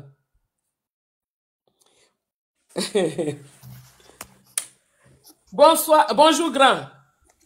Bonjour ma petite sœur, comment vas-tu? Très très bien. Ça dit quoi? Tu es en train de les allumer encore comme d'habitude. Tu m'entends? Allô, tu m'entends? Tu m'entends? Très très bien. J'ai dit, tu es en train de les allumer comme d'habitude. Non, mais c'est des poivres. Mais ils méritent ça. Ils sont pauvres, ils veulent devenir président. C'est pas les pauvres qui deviennent président, hein. Donc, des ingrats comme ça, là. Des pauvres qui veulent devenir président. Aïe. Donald Trump, là, qui est président aux États-Unis, là, lui, il avait guerre. Il a guerre. Vous n'avez pas les moyens, on a pitié de vous, vous venez, vous avez la grande gueule. Hein? Des pauvrolos comme ça. Bah ouais. Parti politique de pauvrolos. Ils se sont entraînés pour se... Ils n'ont pas dit qu'ils vont se battre, ils se sont entraînés pour se battre, non, on les attend. Ils ont porté les spadrilles, ils sont en train de se balader avec. Qui porte spadrilles de nos jours? On les attend, on les attend. On est en mode béret. On est sur orbite. Le pays est sur orbite. On est en train de bien avancer. Aujourd'hui, là, c'est la vitrine mondiale, interplanétaire. On va pas leur donner ça. Ils vont venir foutre ça en l'air, ou bien? Ils sont malades ou bien? Oui. Mais le rêve est permis, hein. Le rêve est permis. Ils peuvent toujours rêver, hein. Mais ils auront jamais le pouvoir, là, la place, là, le siège, là. Lui-même, il a dit non. C'est pas, le fauteuil présidentiel, c'est pas un banc. Lui-même, il a dit. Voilà, c'est Ado qui est dessus. Jusqu'à ce que lui-même, il décide de partir, tu vois. Ouais. Voilà. Ah, je voulais juste te dire ça, quoi. Te souhaiter, franchement, beaucoup de courage encore. Et puis, dis qu'on est là, tu n'es pas seul derrière toi. Et Oui. puis, on va pas se laisser intimider par ces gens-là. Ah bah oui. Bah Voilà. oui. Du genre, Voilà. eux là, eux ils vont venir intimider qui? Mais vous-même là, mais vous n'effrayez personne. Parce que des personnes qui se sont même rassemblées à 5, ils sont toujours faibles. Ils vont prendre les 3 pays de l'AES pour ajouter sur eux. Ils sont toujours faibles. Ils vont prendre les 25 associations, 27 plus les 2 autres, ils ajoutent, ils sont toujours faibles. Et puis ils pensent qu'eux, ils peuvent effrayer quelqu'un. Ah, mais c'est dans leur rêve. Ils pensent qu'ils vont réussir ce qu'ils sont en train de faire. Là où ils sont cachés, là, nous, on les voit depuis longtemps. C'est ça. On savait même qu'ils allaient se cacher là-bas, donc voilà, on sait. Donc, ils sont en train de se fatiguer pour rien. Ils n'ont pas de projet de société. C'est ce qu'on leur demande. Vous allez insulter tout le monde. C'est bien d'insulter les gens, mais proposez des choses. Vous proposez rien du tout. Mais Vous proposez rien du tout. mais pourquoi Quand vous tu dites es que... venu, tu as dit que rien n'était possible. L'autre, il est venu, il a dit que tout Attends, était possible. mon grand frère, quand tu dis qu'ils n'ont pas de projet de société, non, arrêtez de dire qu'ils n'ont pas de projet de société. Ils ont un projet de société. Le projet de société qu'ils ont, c'est de voler l'argent. Mais ils vont pas leur donner Ah, ça, ça. c'est Ils vont pas. leur projet de société. Ah ben non, ils ont un projet de société. Hein. C'est de piller la Côte d'Ivoire, leur projet de société. Non, mais Mais ceux oui. qui suivent le gars là encore, là, excuse-moi un petit, ceux qui suivent le gars là encore, là, c'est des écervelés, quoi. Un type qui vient, qui est prêt à réduire le nombre de travailleurs, et comment on appelle public. Il y a pas, il dit, il peut pas augmenter les fonctionnaires, il y en a plus. Ceux qui veulent travailler à la fonction publique, là. Il dit, il est prêt même à diminuer le nombre. Bon, il y a plein de choses qu'il a dit. Il peut pas augmenter le salaire des gens. Le goudron coûte cher. Il n'y a pas d'eau, lumière, tout ça, c'est rien. Et il y a un autre qui vient, qui fait le contraire, qui vous montre que c'est possible, que l'autre là, c'est un flotteur. Mais ces gens-là, ils comprennent quoi? Ou bien c'est des fainéants qui veulent rester à la maison, qu'on leur donne à manger. Parce qu'à 40, 50 ans, il y en a qui sont encore chez leurs parents. Hein. Donc, c'est ceux-là là, qui sont en train de le suivre, hein, qui sont en train de le pousser. Le pauvre, il tient même pas sur les jambes. On le pousse dans le gouffre. Faut qu'ils arrêtent, hein. On a du remous sur l'affaire, hein.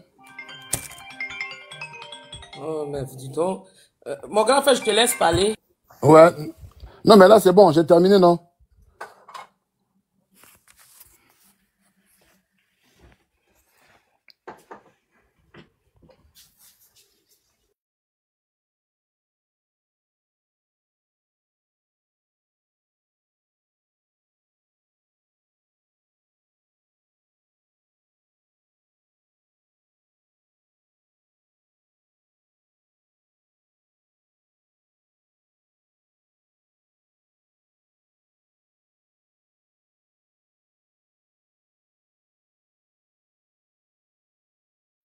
Voilà. Donc, du coup, pour dire quoi?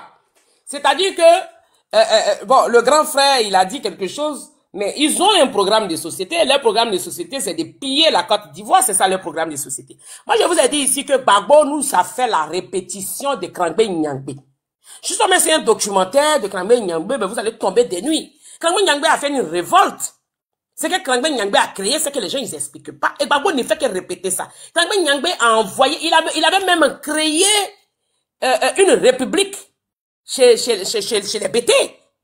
Le secteur qu'il avait récupéré tout l'Ouest, il avait créé une république. Donc c'était comme si, dorénavant, où il était vers l'Ouest, c'est un pays. Il avait même créé le drapeau qui était blanc-noir. Est-ce que vous savez ça? Il avait créé le drapeau qui était blanc-noir. Et il avait donné l'ordre qu'on zigouille tous les baoulés. Attendez, je vais vous faire écouter cette histoire. Voilà. Ah ouais, on va dans 4 heures alors que je dois dodo. Hein. Ça, je vous apprends en même temps. Donc, je sais qu'il y a des personnes qui vont dire, hey, Chris, mais je vais vous laisser d'ici peu parce que faut que je dorme. Ce soir, je travaille encore. Alors, attendez, hein. On va écouter.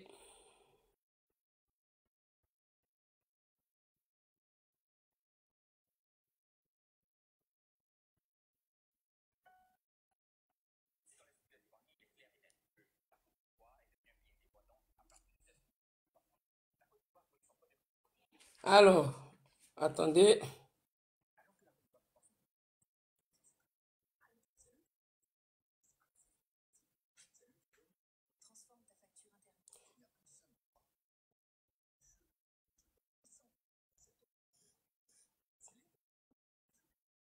Alors, 2 secondes, hein.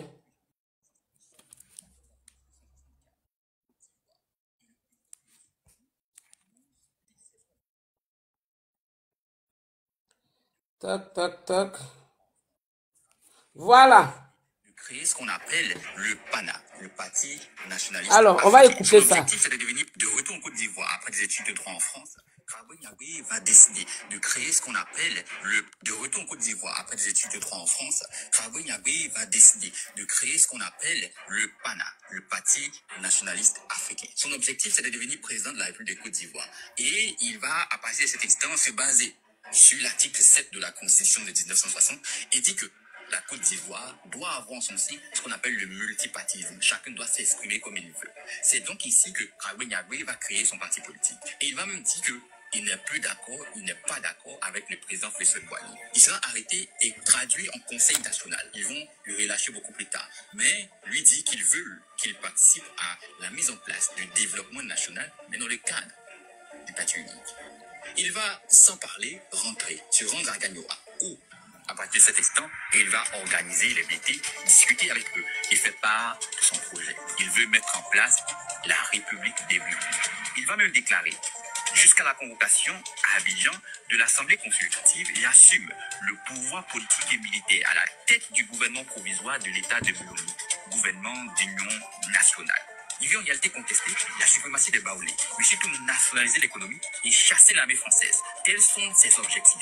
Il va mettre en place une constitution. Et sa constitution va avoir en son sein l'expropriation des terres de Gagnoa qui ont été prises par les Baoulés. Donc arracher ces terres aux Baoulés. Il faut préciser qu'en août 66, il avait déjà partagé des tracts à tous les habitants de Gagnoa pour informer qu'il y allait avoir une révolution. Une révolution qui allait tout changer et remettre les Ivoiriens sur le bon chemin. Pendant ce temps, le PDCI, le parti unique, prend la menace insurrectionnelle très au sérieux. Et l'offensive viendra beaucoup plus tard. Mais il faut savoir que Karaboué Niagbé et son armée vont se retirer dans une forêt située entre les villages de Bobia, Dikoyi-Palinoa et Tibadipa, dans les cantons Pakolo et Guébié. Celui qu'on appelait le chancelier d'État, c'est-à-dire Karaboué Niagbé, ne faisait pas totalement l'unanimité dans Gagnoa. Il y a certains qui étaient contre lui. Et après son arrestation, lorsqu'il a été libéré, certains avaient déjà commencé à prendre leur distance avec lui et se méfier de lui. Ce qui va mettre dans une certaine mesure l'action de Karaboué Niagbé au milieu des débats. Parce qu'ils vont commettre certaines exactions. Il y aura des représailles. Ils vont s'en prendre aux Baoulés et autres ressortissants qui se trouvent dans Gagnoa. Dans les villages, sur les routes, l'équipe de Karaboué Niagbé contrôle. Vous avez bien entendu, hein, ils vont s'apprendre aux Baoulés. Alors donc, ceux qui expliquent l'histoire des Guébiés là, oui, ceux qui expliquent l'histoire des guébiers et qui utilisent dans la manipulation, il faut faire très attention parce que l'histoire est très importante. J'ai déjà conté cette histoire-là ici et quand je tombe sur des documentaires, je vous fais écouter. Il y a des choses que je vous parle et quelques mois, vous allez voir même 1 mois ou 2 semaines plus tard, j'ai des vidéos et je vous montre. Vous voyez, donc c'est très important. Alors, ils se sont pris d'abord au Baoulé parce que Karaboué Niagbé, ce qu'il voulait faire, c'était tout autre chose. Donc là, je retourne un petit peu en arrière. Transforme ta facture internet de ça en... Karaboué Niagbé ne faisait pas totalement l'unanimité dans Gagnoa. Il y a certains qui étaient contre lui. Et après son arrestation, lorsqu'il a été libéré, certains avaient déjà commencé à prendre leur distance avec lui et se méfier de lui. Ce qui va mettre dans une certaine mesure l'action de Karaboué Niagbé au milieu des débats. Parce qu'ils vont commettre certaines exactions. Il y aura des représailles. Ils vont s'en prendre aux Baoulés et autres ressortissants qui se trouvent dans Gagnoa. Dans les villages, sur les routes, l'équipe de Karaboué Niagbé contrôle les identités. Ils veulent savoir qui passe. Ils cherchent à comprendre quelle est ta langue maternelle. Comment est-ce que tu te comportes. Et à partir de là, il y a des conséquences qui suivent. Ce sera des... Alors, excusez-moi, hein, ce n'est pas ce que le FPI de Gbagbo a fait dans les années 2000, où ils arrêtaient les gens puis contrôlaient les pièces d'identité. Oui, il demande. Je vous ai dit que Gbagbo il ne fait que répéter tout ce que Karaboué Niagbé a fait. Dans toutes mes allocutions, là, je vous ai toujours dit ça. L'équipe de Karaboué Niagbé faisait la même chose. Ils arrêtaient les gens. Donc, comme ils avaient pour cible les Baoulés à l'époque, donc tous les Baoulés qui avaient les pièces d'identité où il y avait le nom Kwasi, Yao, tous ceux-là étaient arrêtés. Et ils étaient zigoués. Et Gbagbo nous a repris la même chose avec le Nord. Tous ceux qui ont été arrêtés au temps de Gbagbo dans les années 2000, là, c'était les nordistes qui zigouaient. Dans le charnier de Yopougon, dans partout, c'était des nordistes. Alors, Gbagbo nous a repris, mot pour mot, trace par trace, fibre par fibre, tout ce que Krangbe Nyangbe, son ancêtre, a fait. Pourquoi l'histoire de Krangbe Nyangbe est tachée? De tout l'Ouest, je ne suis pas en train d'accuser toutes les personnes de l'Ouest, ils ne sont pas tous pareils, hein. Il y a de très belles personnes, mais il y a quelques personnes qui sont restées avec cette histoire de Krangbe Nyangbe, et quand il parle de Krangbe Nyangbe, il le montre comme un héros. Mais alors qu'il a commis des atrocités, en fait. Parce que fait le contrôle des personnes ivoiriennes.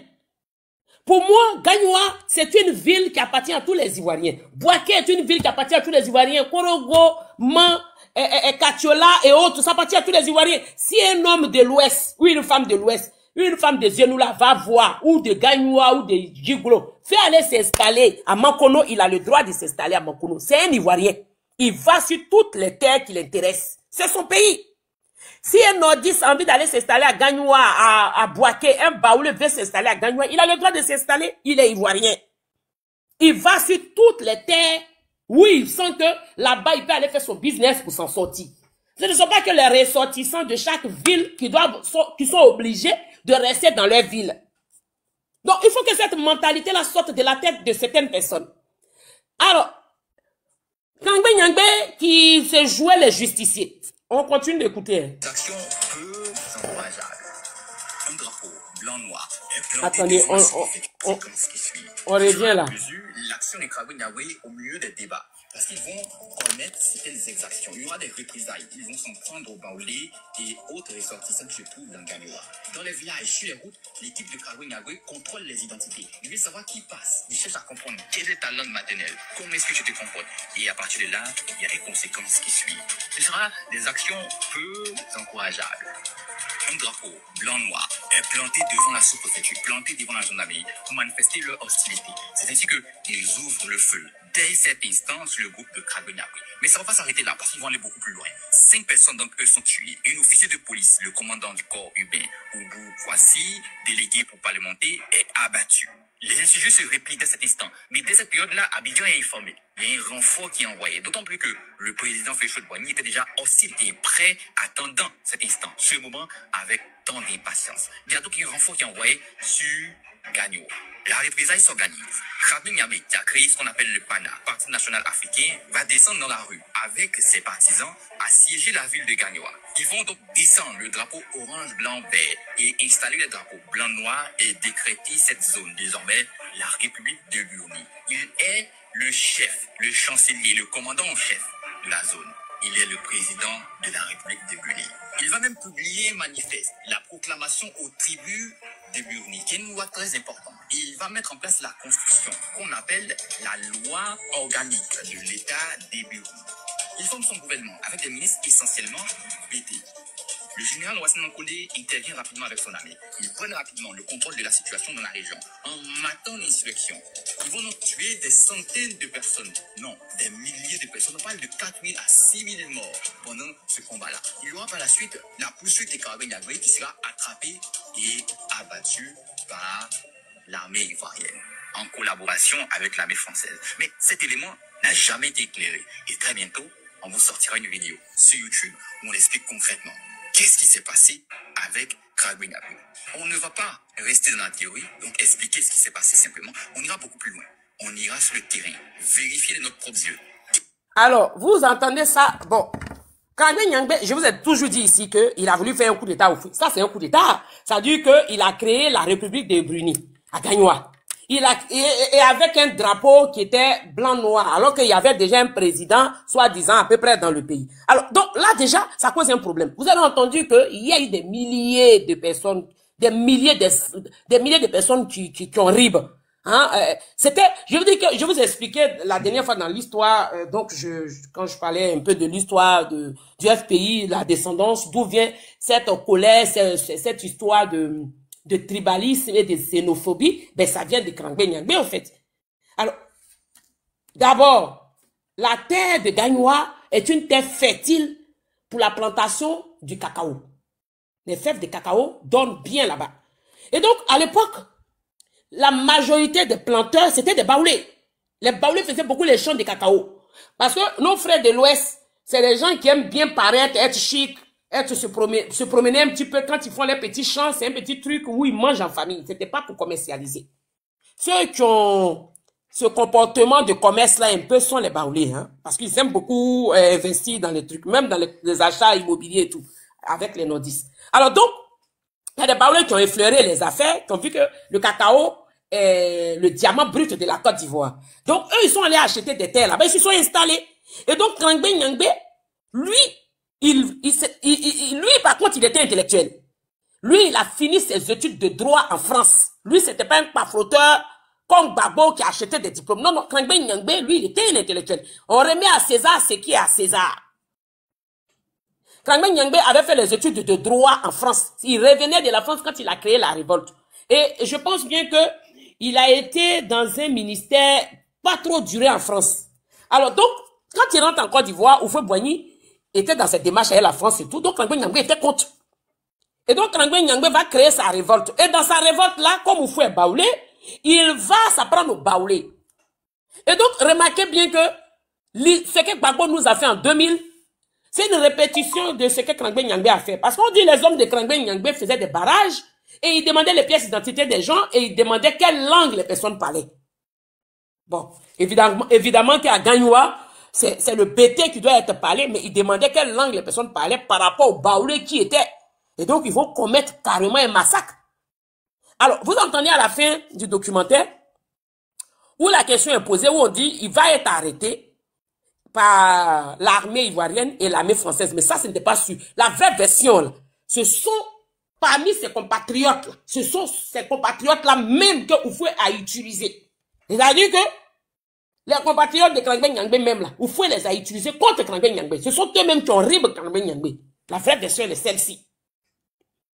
Alors donc, quand on regarde un peu le comportement de Gbagbo, parce que Gbagbo, son premier discours, il a parlé de Krangbe Nyangbe devant Houphouët. Gbagbo s'est dressé devant Houphouët. Pas parce qu'il voulait un changement en Côte d'Ivoire, c'est pas parce que il en avait marre et qu'il voulait que la Côte d'Ivoire soit prospère, plus prospère que ce que Houphouët faisait. C'est pas pour ça que Gbagbo voulait pas voir Houphouët. En fait, Gbagbo, c'est une vengeance. Une vengeance de Krangbe Nyangbe. L'histoire de Krangbe Nyangbe lui a été expliquée, mais différemment pour détester Houphouët. Parce que on va monter, on va descendre. C'est un enfant du village. Donc, personne, même si l'enfant n'a pas raison, généralement, la famille le protège. La famille ne va pas dire que non, l'enfant a eu tort. Selon l'histoire qu'ils ont expliquée à Krangbe Nyangbe, à Gbagbo, c'est comme ça que Gbagbo s'est dressé devant Houphouët. En fait, Gbagbo, son manque de respect à Houphouët, humilier Houphouët, le rabaisser là, ça avait quelque chose à voir avec l'histoire de Krangbe Nyangbe. C'était le révolté du groupe qui voulait venger un ancêtre. Sinon, la réalité, c'était pas que Gbagbo voulait que Houphouët quitte le pouvoir parce que lui, il avait envie d'apporter un plus à la Côte d'Ivoire. Parce que la preuve, il a eu l'opportunité quand il vole le pouvoir dans la main de Guéhi Robert, il a eu l'opportunité de réaliser en Côte d'Ivoire, mais il ne l'a pas fait. Mais il a répété, reproduit les mêmes choses que Krangbe Nyangbe a fait à l'époque. Donc, ce qui veut dire que, c'est pour ça que je vous dis toujours, Gbagbo avait commencé à manigancer son plan de xénophobie et de tribalisme, là, depuis, avant même qu'il parte aux élections dans les années 90 avec Houphouët. Il avait déjà ce truc-là dans la tête. Il voulait le mettre en exil, mais il ne pouvait pas parce qu'il n'a pas occupé un poste de ministre ou quoi que ce soit. Quand il a eu l'opportunité d'avoir le pouvoir, il a mis en exil ce qu'il avait dans la tête. Donc tout de suite, il a réglé ses comptes. Et la charte que l'étudiant de Mermoz a lu, il disait que les messages qu'on leur envoyait, dans ce message on disait, il leur est venu de vous venger des nordistes appartenance maliens burkinabés. Leur est venu de vous venger des Baoulés. Alors, le nordiste a été rajouté au programme de Gbagbo un peu plus tard. Mais c'était les Baoulés qui étaient son véritable problème. Alors, au jour d'aujourd'hui, quand je vois le PDCI copiné avec Gbagbo Laurent, quand je vois le PDCI en train d'appeler Gbagbo Laurent à la rescousse, moi je m'assois et puis je rigole. Parce que Gbagbo Laurent n'a pas oublié ses envies de Krangbe Nyangbe dans sa tête. Hein. Il a encore ça dans la tête. Il ne va jamais oublier ça. Gbagbo Laurent, c'est un déstabilisateur. Il s'est forgé et il s'est formé pour déstabiliser. Il a travaillé sur l'art oratoire pour manipuler. Et c'est quelque chose qui est incarné en lui. Il a cette rage et cette colère en lui de régler ses comptes. Donc, il copine avec le PDCI juste parce qu'il a besoin du PDCI pour atteindre un objectif. Voilà pourquoi est-ce que Gbagbo copine avec le PDCI.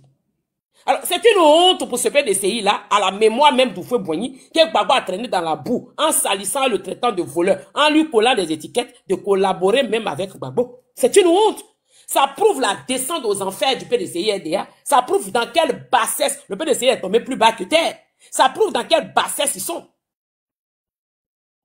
Moi, une personne qui rentre dans la maison de mon père, qui insulte mon père, tu le salis, tu le trimbales, tu lui colles des étiquettes, tu lui craches là-dessus. Jamais, je dis bien, jamais de la vie je vais copiner avec toi. Je peux te voir dans les rues, comme on est des personnes civilisées, tu me dis bonjour, par courtoisie, je vais te répondre. Pour te montrer que j'ai reçu une éducation. Mais je ne vais pas copiner avec toi. Pourquoi je dois copiner avec toi? Je te remercie parce que tu as insulté mon père. Je dois te féliciter parce que toi, tu salis mon père. Ah ben non. Alors, si le PDCI, aujourd'hui, copine avec le FPI de Gbagbo, ça, c'est leur problème. C'est malheureusement le problème. Ça veut dire que le PDCI est ingrat, le PDCI n'est pas reconnaissant, et le PDCI ne sait pas ce qu'elle veut. Alors, si le PDCI ne sait pas ce qu'il veut, ce n'est pas moi qui vais leur montrer ce qu'ils doivent faire. Mais, cette camaraderie-là, du PDCI et PPACI, ce n'est pas des choses qui vont arriver loin. Regardez seulement, vous verrez que cette amitié-là va être de courte durée. Ça n'ira pas loin. Ça n'ira pas plus loin que ça. Alors, vous avez compris un peu dans quel état d'esprit le FPI et le PPACI de Gbagbo est. Donc, quand je vous dis que God un jour, God toujours, je m'adresse aux personnes qui se sont attachées à cette cause de Gbagbo à 100%. Je ne parle pas des gens de l'Ouest. Parce que il ne faut pas froisser et mélanger tout le monde. Ils ne sont pas tous les gens de l'Ouest qui supportent même Gbagbo. Ils ne sont pas tous les gens de l'Ouest qui aiment ce qui se passe. Non. Les gars dont je parle là, c'est ceux qui suivent Gbagbo aveuglement, qui suivent sa cause sans réfléchir, qui ont été lobotomisés, qui sont prêts à mettre le feu au pays pour Gbagbo. C'est ceux-là, c'est de ces gars-là que je parle. Je ne suis pas en train de parler de tout l'Ouest. Parce que ça, il est très important de le signifier. Hein. Je ne parle pas de tout l'Ouest. Non, non, non, non, non. Je ne suis pas en train de dire tout l'Ouest est gore. Quand je parle de gore, je parle de ceux qui suivent Gbagbo, qui veulent brûler, qui veulent casser, qui n'aiment pas. C'est ceux-là qui sont les gore. Et ceux-là, ils ne peuvent jamais changer. Et moi, je le dis, hein, quand on a été ce gore-là, qui est bu dans la même tasse que Gbagbo, ceux qui sont restés auprès de Gbagbo, qui ont fait le combat avec Gbagbo, mais ça revient, regardez Zasso. L'exemple est là, hein, ce que je suis en train de dire. Ceux qui ont mangé dans la même assiette que Gbagbo, qui ont circulé avec Gbagbo, qui ont fait les combats pour Gbagbo, là, ils ne peuvent jamais changer. Si vous voulez la donner tous les milliards du monde, ils auront le côté tribaliste, ils auront le côté xénophobe, ils auront le côté mamaille et de tout ce que vous voulez là, qui va revenir à chaque fois. Ça ne change pas. C'est comme faire du vélo. Mais regardez Zasso. L'exemple est là, hein. Exemple Zasso. Je ne vais pas aller loin. Zasso. C'est l'exemple. Vous allez comprendre tout de suite. Il fait du yo-yo. Il va, il vient, il va, il vient. Il ne sait pas ce qu'il veut. Il tourne, il tourne, il tourne. Il faut juste lui parler d'argent. Tant que tu lui... Parce que dans tous ses discours, il revient toujours avec l'argent. Ah, je ne peux pas me battre tous les jours et puis je ne vais rien avoir. Tout revient toujours avec l'argent. C'est ça la véritable histoire. Donc, Gbagbo Laurent, en fait, si vous voulez, dans sa quête, Gbagbo Laurent, il n'a pas un projet de développer quoi que ce soit.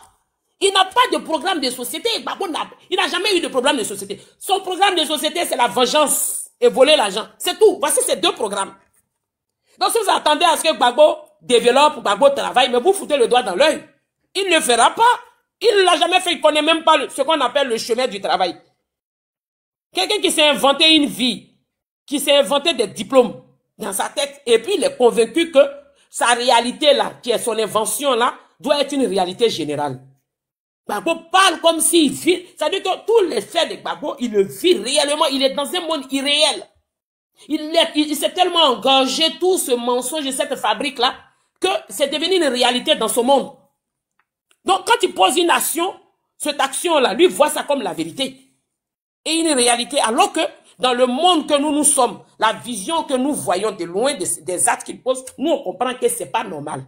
Mais il est le seul à comprendre que c'est normal. Voilà pourquoi est-ce que tous les actes de Gbagbo surprennent les gens, ça choque. Parce qu'il est le seul, il ne sait même pas qu'il n'est pas dans le monde réel. Gbagbo s'est tellement enregistré. Cette histoire de Krabbe Nyangbe, vengeance c'est ceci et cela, qu'il n'a même pas pensé aux priorités et à l'importance des choses. Il est resté dans la tête avec ça. Et même quand il a été président, c'est ça qui est resté dans sa tête. Pour moi, Gbagbo est dans, si vous voulez, est dans une boîte. Il est dans un monde. Et ce monde-là, malheureusement, de pire en pire, de jour en jour, ça devient pire pour lui. Gbagbo est enfermé dans un monde. Comment vous voulez vous adresser aux enfants de celui qui est enfermé dans un monde? Mais chaque communicant ou chaque militant est à l'image de son leader. Donc, tous les gars que vous voyez là sont à l'image de Gbagbo. Donc, de la façon dont leur papa Gbagbo est enfermé dans un monde, c'est comme ça, eux, ils sont enfermés dans ce monde. Donc, ne soyez pas surpris et étonnés d'écouter un gars où vous avez l'impression que vous avez mal entendu ce qu'il dit tellement que c'est pas cohérent. Mais Gbagbo lui-même n'est pas cohérent. Gbagbo a déjà dit quoi de cohérent? Il a déjà posé quel acte qui est cohérent? Depuis quand? Donc, ces enfants sont à son image. Nous, les enfants d'Ado, nous sommes à l'image du Prado. On fait une définition, on fait des analyses, on parle, c'est concret. Tout ce qu'on fait est concret parce que notre Père est concret. Et parce que notre Père vit dans le monde réel. Donc, toutes les actions que nous allons commettre sont dans le monde réel. Voici la différence. Quand on attend les gars, on a l'impression qu'on est sur notre planète. Mais ce n'est pas de leur faute. Ils détiennent ça, ils tiennent ça plutôt de leur père. Gbagbo Laurent. Ils sont sur notre planète. C'est pour cette raison que j'ai arrêté d'échanger avec les gars. J'en les accepté sur mon panel pour faire des débats parce que j'en trouve pas. Ça veut dire que je n'ai pas envie de régresser. Moi, je veux progresser, je ne veux pas régresser. Tu finis d'écouter un gars, tu descends 10 pas de plus. Tu descends plus bas que terre. Et si tu l'écoutes le plus souvent, tu commences à réfléchir comme lui. Et tu commences à faire des analyses. C'est contagieux, ces choses-là. Tu commences à analyser comme lui. Tu n'as plus clair dans tes idées. Parce que c'est des gens qui sont perdus. Mais non, moi, je n'ai pas envie de régresser. Le jour où j'aurai envie de régresser, peut-être que je vais aller écouter un gars. On ne sait jamais. Mais mes connaissances, c'est pas moi, ça. J'ai pas envie de régresser, moi. Donc, les gars, c'est des gens, on ne peut pas aller quelque part avec eux. Alors, famille, moi, il faut que je vous laisse, en toute sincérité. Il est 4h05. Enfin, ça fait 4h05 minutes. Je sais que il y a beaucoup qui veulent que je fasse un peu plus de temps, mais quand j'avais commencé, j'avais dit j'allais faire 2 heures par rapport à l'information que j'avais. Mais il faut que je vous laisse parce que c'est à huge pour moi. Et on reviendra demain parce que on aura des cours d'histoire comme ça le plus souvent. On est dans l'histoire de Houphouët-Boigny. Et là, moi, je vais vous faire écouter beaucoup de documentaires et nous allons réviser beaucoup d'articles ici de toutes ces choses que Houphouët a fait. C'est-à-dire que l'état d'esprit du PDCI actuel, là, c'est ce que je veux que les gens sachent. Dans quel état d'esprit ils sont. Parce que l'état d'esprit du PDCI actuel vient de très loin. C'est l'état d'esprit du PDCI d'Houphouët. C'est ce qu'ils traînent derrière eux jusqu'à aujourd'hui. Donc, quand vous voyez le PDCI qui devient hypocrite, traite de temps en temps, tu commets des atrocités, des atrocités, pas c'est trop fort, tu commets d'autres comportements, ça a un rapport avec le père fondateur, qui est le père du PDCI-RDA. Et je vais vous démontrer ça par A plus B.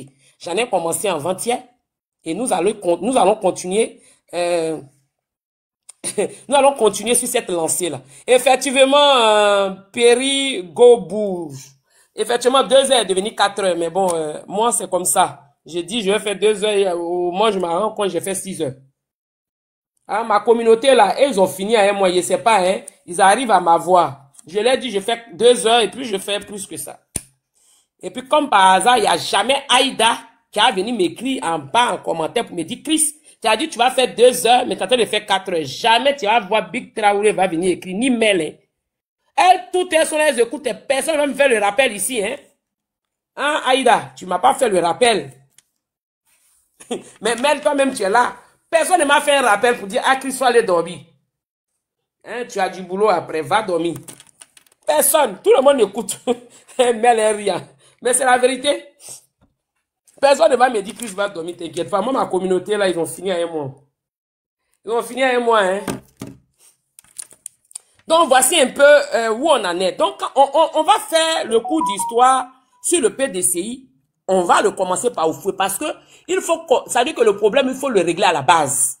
Quand on va aller de Paoufoué jusqu'on va descendre jusqu'à actuellement où il y a le problème de Thiam, là, beaucoup d'Ivoiriens vont comprendre qui est véritablement le PDCI et quel rôle négatif, néfaste et majeur que le PDCI a joué au sein de la Côte d'Ivoire. Parce que ça, c'est très important.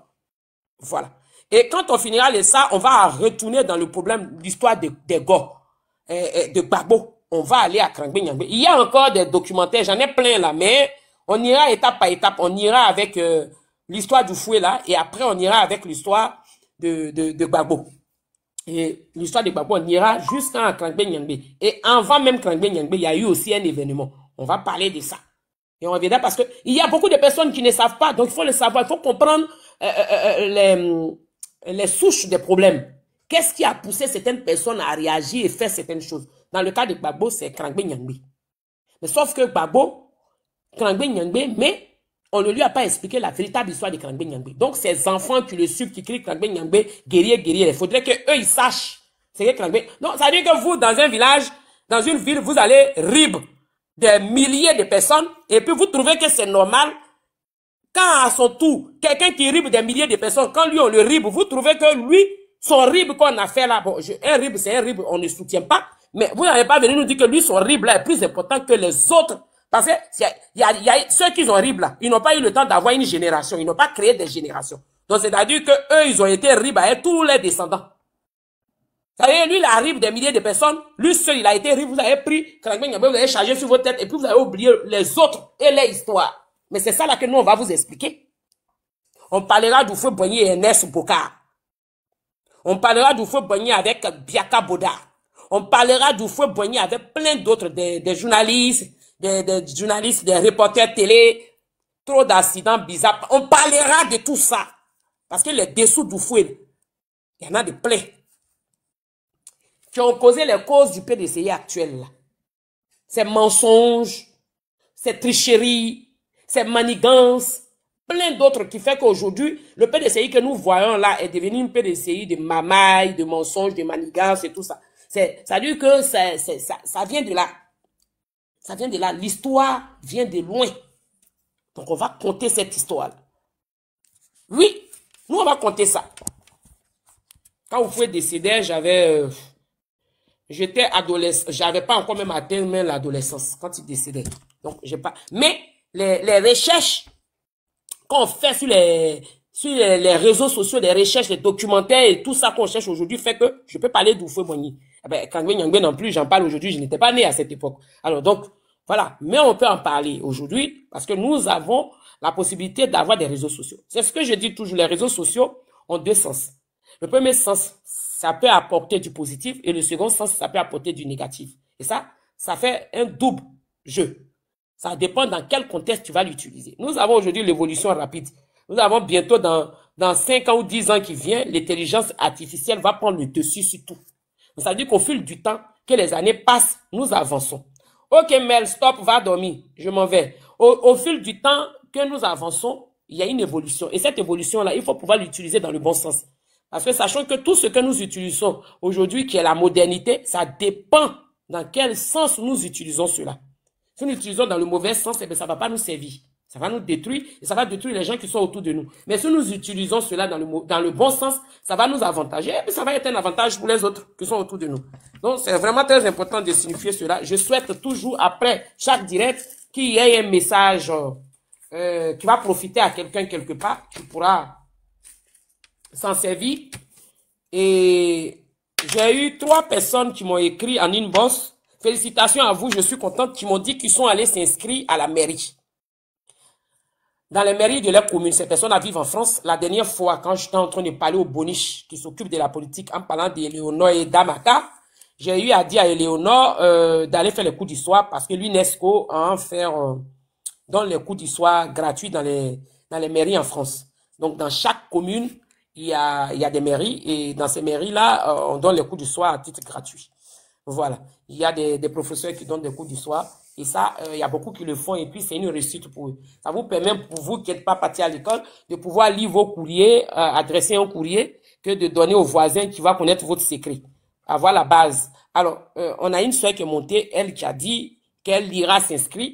Elle est partie, je pense. Et il y en a 3 autres qui m'ont écrit en inbox. Il y a un même qui m'a envoyé la capture d'écran. Et ça m'a fait plaisir. Qui m'ont écrit en inbox pour me dire qu'ils ont été s'inscrits. Et ça, c'est bien. Ça veut dire que le conseil que j'ai donné à Éléonore était un conseil général. Ça a motivé 4 personnes en gros.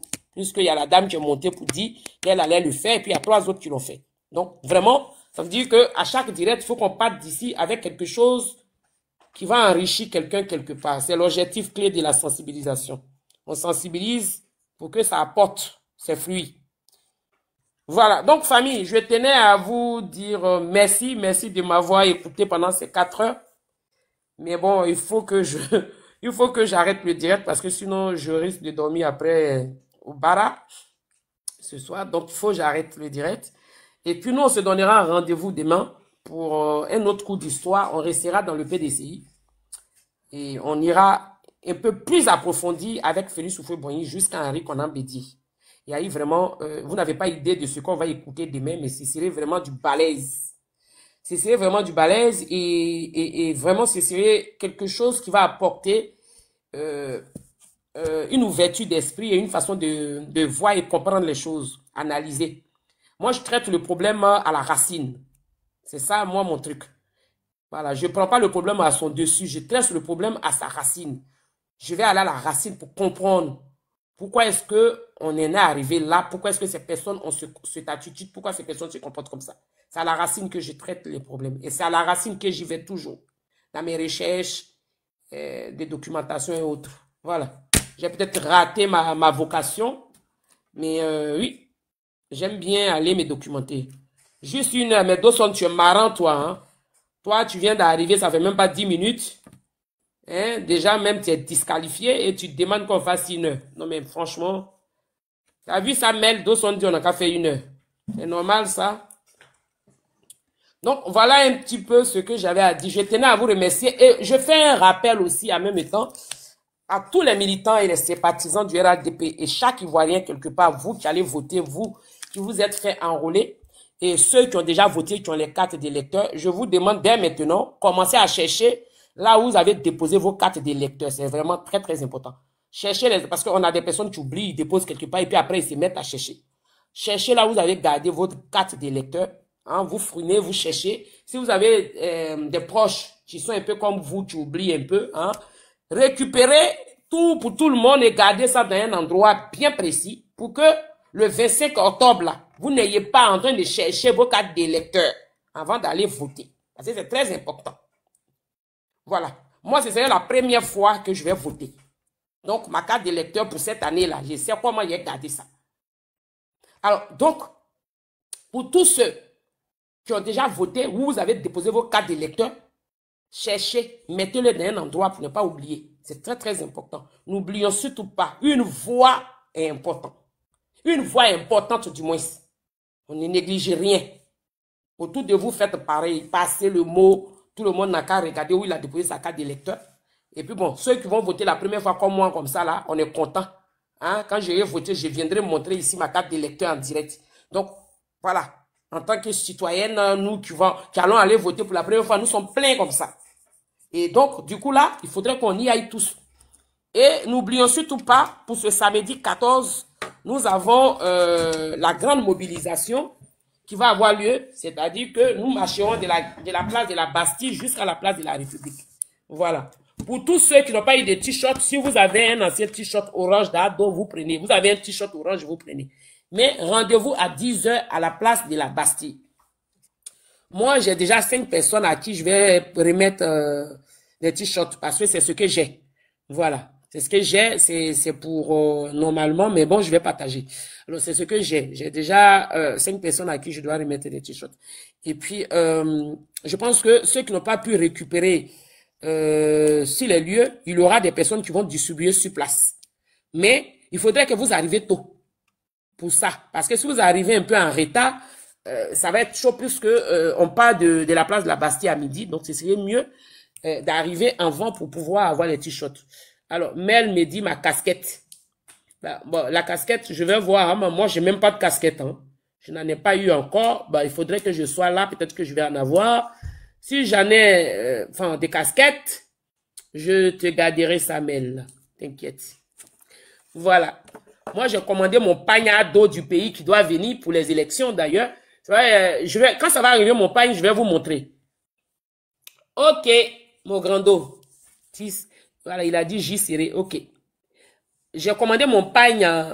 C'est très beau. La couleur verte. Ouh là là là, c'est magnifique. J'ai commandé ça. Ça doit arriver. Je vais aller coudre mon petit joli modèle pour les élections. Voilà. Mon panier d'eau arrive. Donc, tout le monde, vous pouvez passer la commande au pays. Vous passez, tout le monde a un parent là-bas. On vend ça là-bas, c'est moins cher. Aujourd'hui, il y a des lieux de transfert de colis. Hein. Pour moi, là, je crois que c'est serré là, d'ici la fin de la semaine.